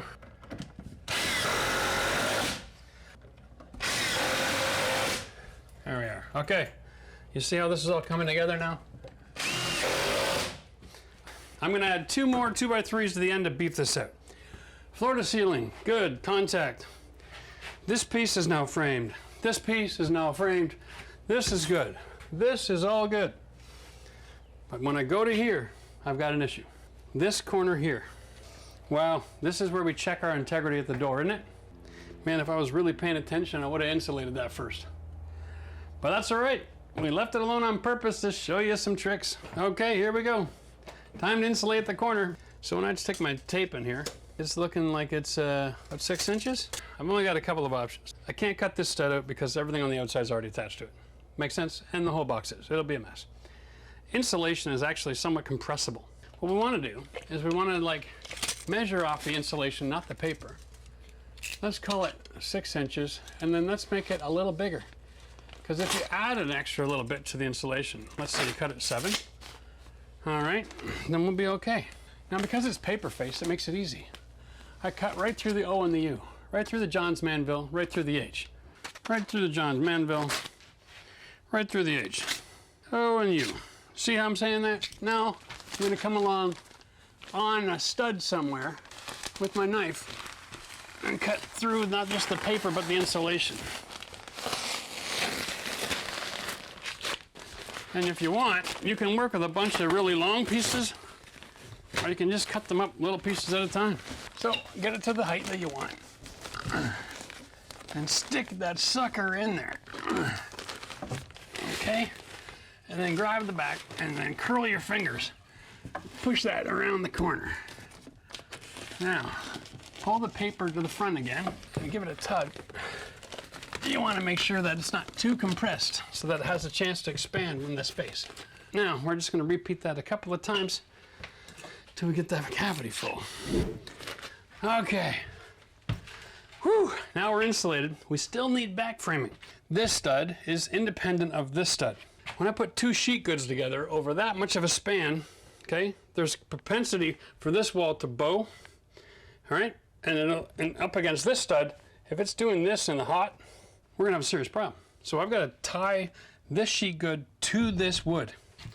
Here's how you do it. Yeah, I forgot I had this. I have a piece of 4 foot by 4 foot 1/2 inch plywood. Generally, I like to have one on the job all the time because they make great shims, they cover holes, and in this case, they provide back framing. This goes in a lot easier, okay? And I can sneak it around, and because it's so thin, it's not creating as much compression on the insulation, help maintain its R value. We're gonna pull this out and hold it in place.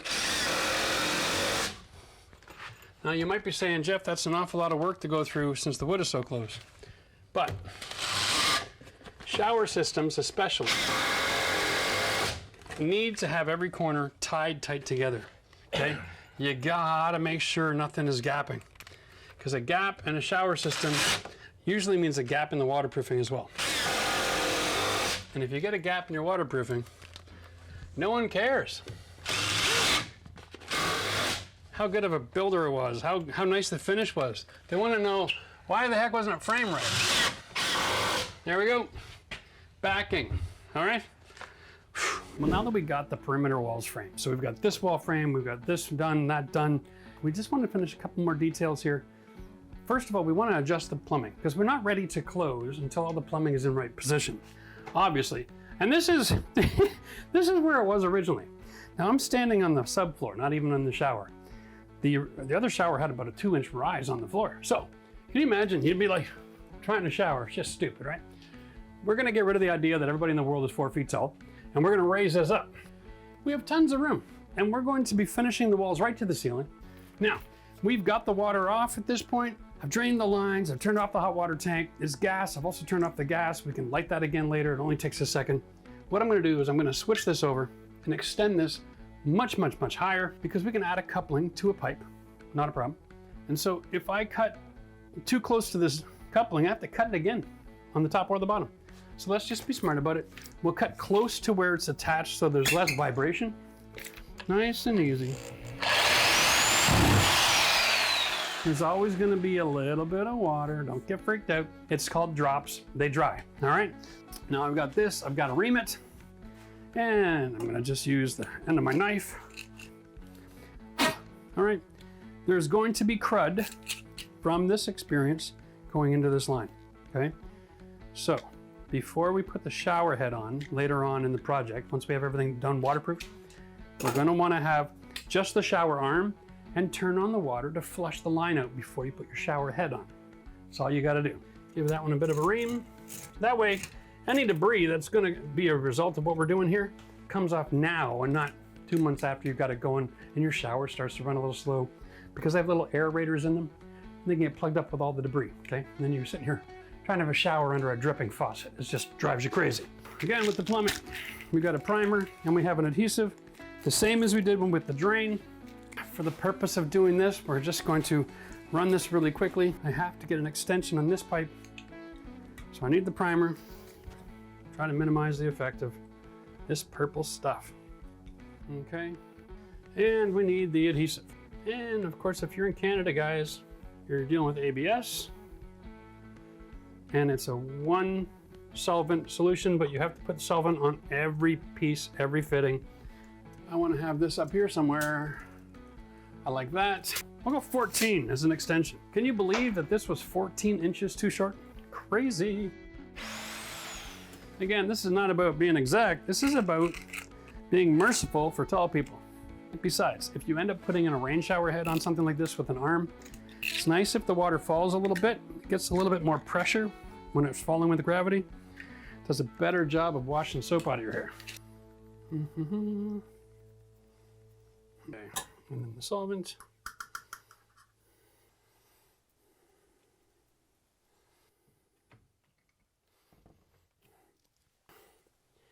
And we're going to stick it on, and then we're going to rotate it so that it's, boom, done. Now, next thing we're going to do is we've got to mount something to secure this, okay? So I pre-cut a block that's going to fit up here for us. And there we go. I want to throw a couple of screws in it, but we also want to make sure we got the right depth. When we're talking about the depth, we don't want to have this sticking out past your finished surface. The secret here is to know what kind of room we have. Now I've got this vent pipe, so I gotta be careful. I've got 3/4 of an inch, and this total size here is 1.5 inches. That's gonna be close. I got 3/4 now. That gives me 3/4 again. That means that I'm gonna put a 1/2 inch board on this wall, and then a 1/4 inch for my other adhesives and stuff. Yeah, that'll work just fine. Nice. Doesn't always work fine. Sometimes you gotta change this out to a 1x4. Or sometimes you got to pull it forward depending on the framing of the wall. If it's a 2x4 wall, you got lots of space. This is 2x3, so it's a little tricky. I like to come from the outside and screwing in. All right, there we are. Okay, and yes, I'm using a combination of construction screws of the T25 bit. These are the 2-inch that I'm using to install my flooring. All right, now we want to have this somewhat centered in the shower, not concerning the shelf from where we're standing. Okay, I don't want to have it shooting off my left ear. So, where I'm standing, I'm just going to go like this. This is the middle of my shower, right there. Okay, so I really want to move that over. Just be aware what your center line is. This is also going to get moved to the center line because it's not ready to close until it's all ready to close. Now, let's just go like this. Here's our little gizmo. This sets up our depth for the wall, right? Remember that? Right now, the wall is going to come way too far out. I need to actually beef this up a little bit. Okay, so right now, it is exactly flush with my framing, and I still have a little bit more room. What I want to do is I want to bring that out at least 3/4. Let's aim for 1 inch, okay? The question is, do we have anything that's 1 inch? The answer is no, but we do have plywood. Here's a couple of rough cut pieces of 1/2 inch plywood.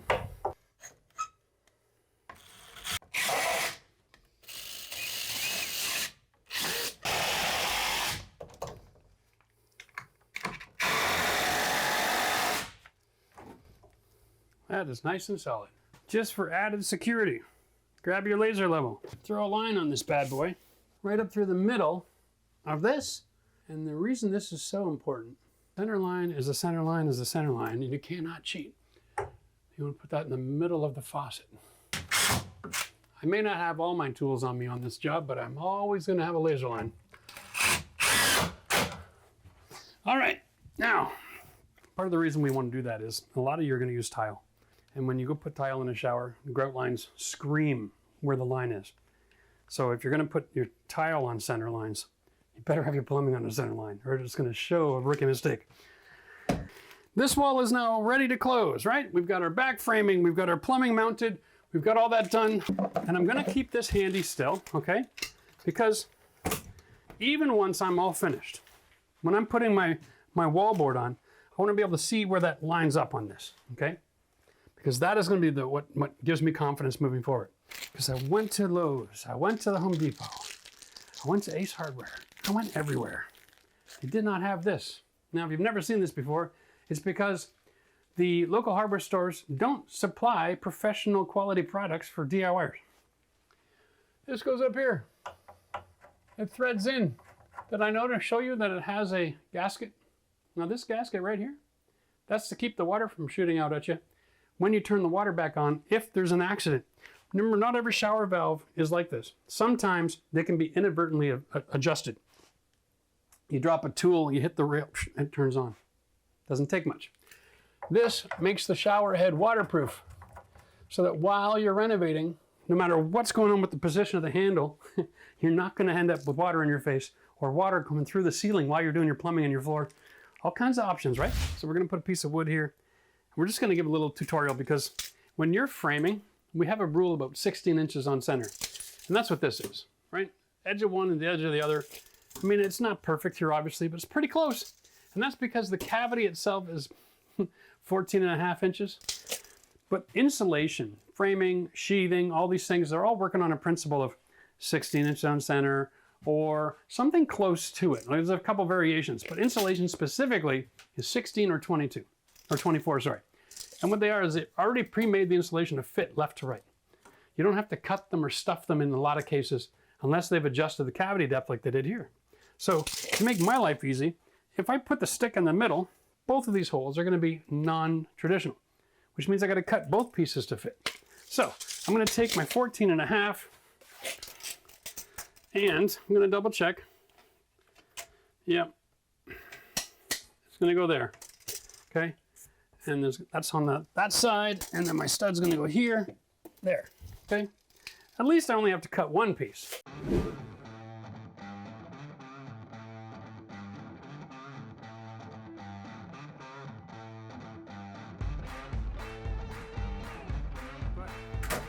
Before I can put the insulation on, I've got to deal with these 8 million staples, okay? You don't have to pull staples out. You just got to get rid of them from being, propped out on the surface. All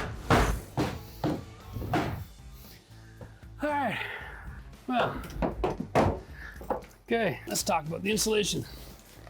I'm always amazed when you travel, the difference in building material. We have the same insulation thickness here, R13. It comes in almost 8-foot lengths, which is crazy awesome. So what you can do, you can start like this. You can measure the cavity, you can cut in advance. I like to do it the other way around. I like to do my insulation starting at the bottom, right? Shove that in the cavity, roll it up, okay? Because then I know exactly where I want to cut, okay? Because I got my stud right there. Cut it about a 1/4 inch longer than you need it. Okay? Then we're going to stuff it into the cavity. Here we go. And it's got these little paper wings on it. Take your staple hammer and then just tack it in place. Okay? If the staple doesn't go all the way in, turn around and use it like a hammer. Now we don't need 4,000 staples. Okay? Just enough to hold it in place. So resist the temptation. This is not finished flooring. This is insulation. Now you'll see that because of this piece of framing right here, the hole is too small. And I can just squish it in. And most people would say that's done and good. I think that's just lazy. What I want to do is stick it all the way up. Eyeball my wood, cut it a 1/4 inch longer. Again, okay. I also want to take the right measurement here and cut it about a 1/4 inch longer. What I'm actually doing is cutting about 1.5 inches off because it's one stud too many.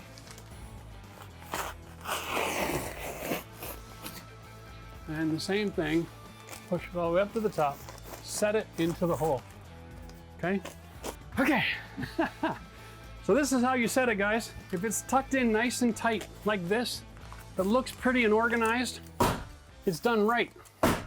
Welcome to Quick Drain, folks. Here we go. Lots of instructions. We will get to that in a minute. Get a drain cover. Here's the body assembly. all right? This is the drain, okay? So we're dealing with a waterproofing membrane system. This is the cap, we cut it away later, all right?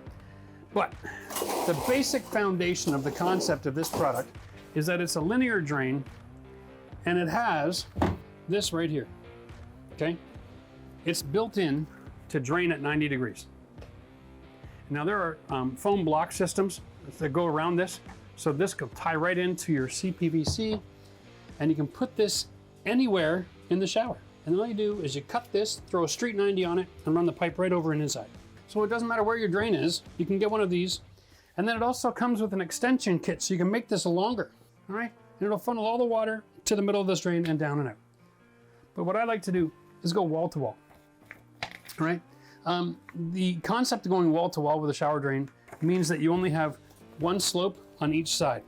If you go shorter than the wall, then you have envelope cuts. So by using this system, you can take any tub, rip it out of your house, throw this right on the subfloor. What I have to do is, my limitation here is going to be this. I'm going to have a cement board, okay? So I'm going to come out a 1/2 inch, and I want my drain to come up to that point, and then I'm going to have this as my wall, and then cement board 1/2 inch, but that's my wall. Just physically setting it here, I can establish my wall. Boom. The secret with this whole system is having it on hand to establish the minimum. If you've got lots of room and you want to make it wider, that's great. But I am trying to be a little bit cautious. Keeping that in mind, from here, minus a 1/2 inch, 48 lands me about here. Okay? And that's good, because what that does, this wall, let's just double check my total width. I'm still in planning phase here because I gotta get the exact details. I'm 6 foot 1 inch, okay? So basically coming off of here, 2 feet. And then that extra 1 inch that we're talking about is 1/2 inch laminated here, 1/2 inch laminated there. That's good. The door kit can be adjusted up to 2 inches from 48 down to 46, so that's good. So we're gonna go with a 2 foot wall. And I know that I did that math real quick, but that's because I know all the products on the market and how they operate. So we're gonna build a 24-inch wall, but I have this depth to be concerned about. All right, so what I'm gonna do is I'm gonna measure that exactly from my 2x4 wall, 34 inches. Yeah, look at that. See this? That's the line I've fictitiously guessed. There's my new wall line. I can throw a laser on this point and on this point. Okay, see that?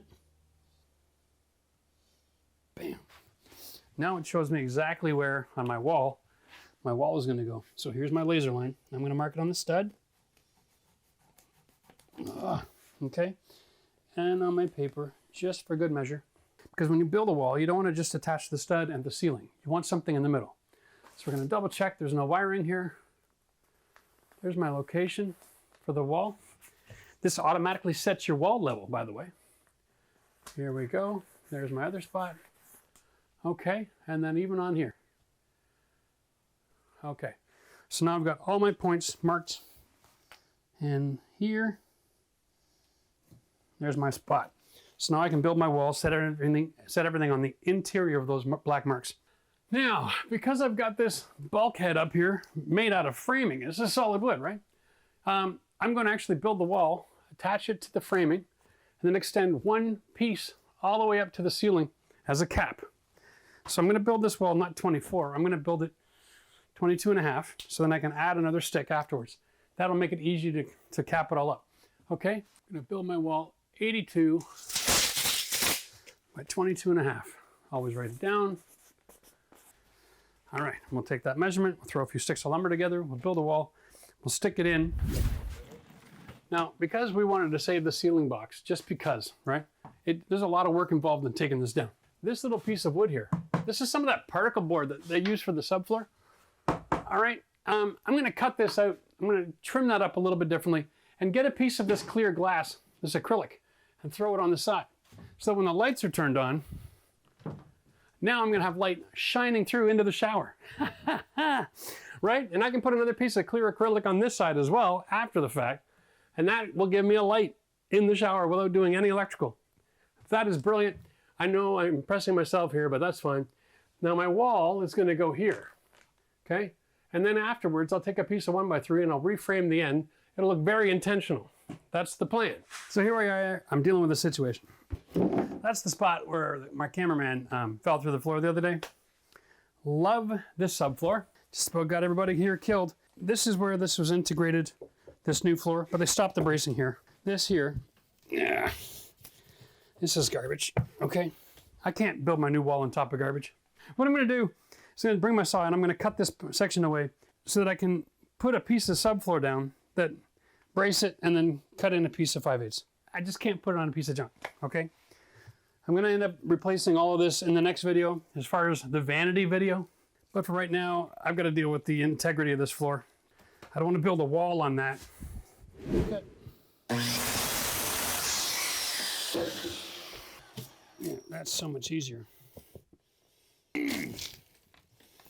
Okay, that's done. Give me a few minutes, guys. I'm just going to throw a piece of 2x3 here, a couple of screws so I've got a nailing surface.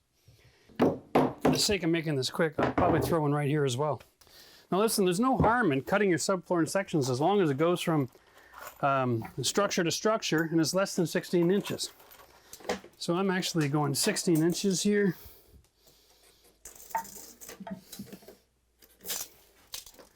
By 14 1/4.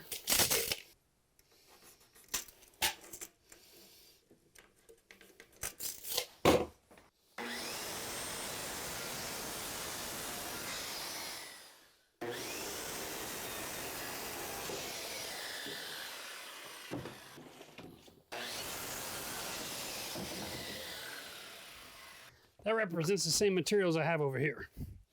So, this is how I set this up. Take a screw on an angle. Just about 5 or 10 degrees is fine. Just to make it easier when I'm reaching in the hole. Okay. Let's get this flush. And as long as this side is flush over here, it should all work out really nicely.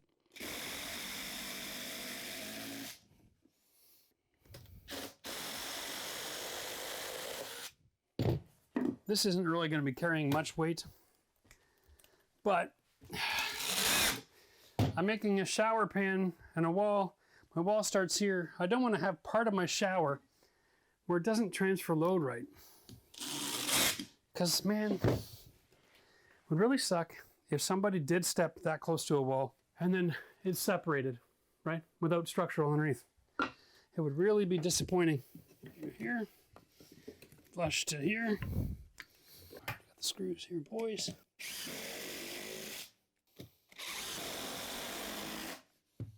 All right, where's my piece of ply?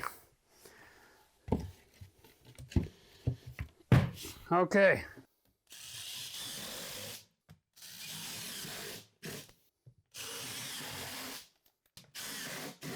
Okay. All we have to do is to get rid of the vinyl sheet here.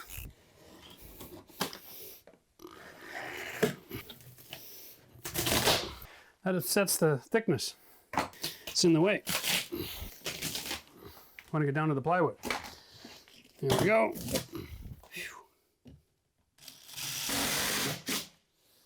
Alrighty, now I'm ready.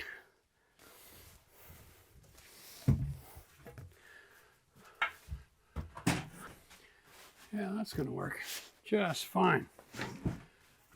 Okay. First thing is first though, we need blocking. Remember? We've got a screw surface down here for this, right there. But nothing in the middle.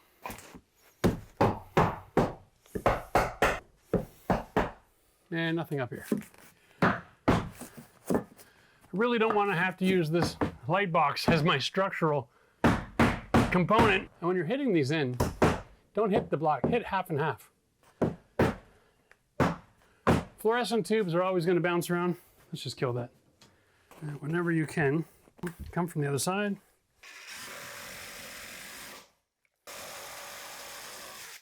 You're going to find 2 screws on one side and one from the other is enough. So all we're doing is putting 1 screw in to give it some stability so it doesn't move left and right, okay? Here we go.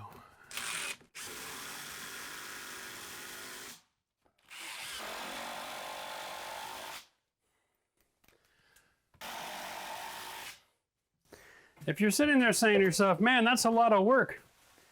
Well, when you do it right, it's a lot of work. Because you want to make sure every detail and every aspect is built properly, right? You want it to last. I got the bottom on my mark.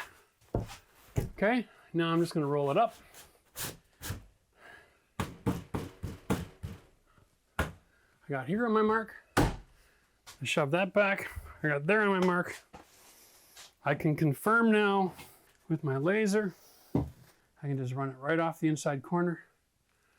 And the back is a little bit out. So what I'm going to do is I'll start by screwing this down into the other plate. That pulls it back and holds it on the mark. And I'm using this laser line right here to make sure this is perfect. Right now, it's about an 1/8 out. And you're going, Jeff, that's awful picky. Not really, because if I have this wall level and this wall level, I can measure the top, middle, and the bottom. And when I'm putting my wall panels on, okay, I can cut 8 or 9 of them all the same size. Right, and that makes things fast. We'll attach this. Now nobody can push against the wall and they're going to deviate. And now we're going to put it back here on this line. We need another mark, 34.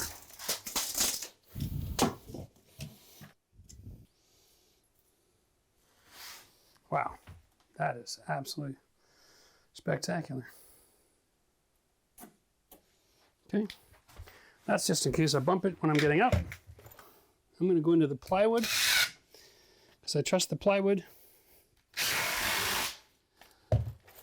Both ends.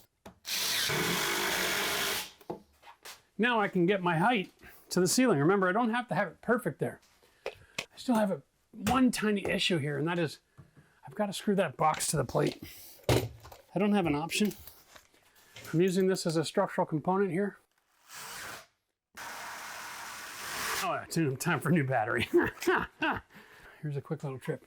We're going to take this, we're going to push it up to the ceiling. Okay, and I'm going to mark the stud. Now, I'm going to take this measurement, 21 1/8, plus this measurement, which is 73. Put them together, 94 1/8. I'm going to leave it at 94 because I want a little mercy. Remember, the ceiling is not a structural element. So we're going to tap it 1, 2, 3, 4 there. This stud is actually not twisted this way, so that when I put them together, I create an L.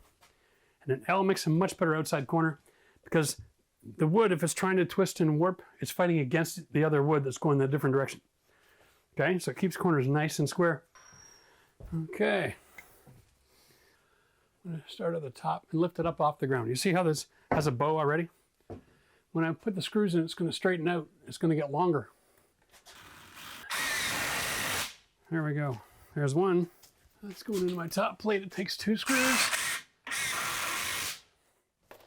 Instead of screwing the bottom first, I'm simply just going to tack it for a second. Okay, so I can set my screw. All right, so here's my top plate. 2 screws, okay? And then all the way to the bottom, I've got 1 screw just tacked in, and there's a little gap underneath, okay? But nice and flush here. Now watch what happens as we go up. We've got this huge bow on this one, okay? This one has a bow going away from it, right? That's normal. This is not a time to go back to the store and return your lumber and get a straighter piece of wood. This is your time to understand the power of a screw. So, I'm going to throw it in. What I'm going to do is I'm going to pull them together using my shoulder. Done. Okay, now we've made a square corner. This is why it bothers me at the hardware store when I see guys sorting through the wood. They're looking for perfect lumber, throw it in the back of their truck, and then by the time they get home and move it in and get it reassembled, it's all twisted and warped.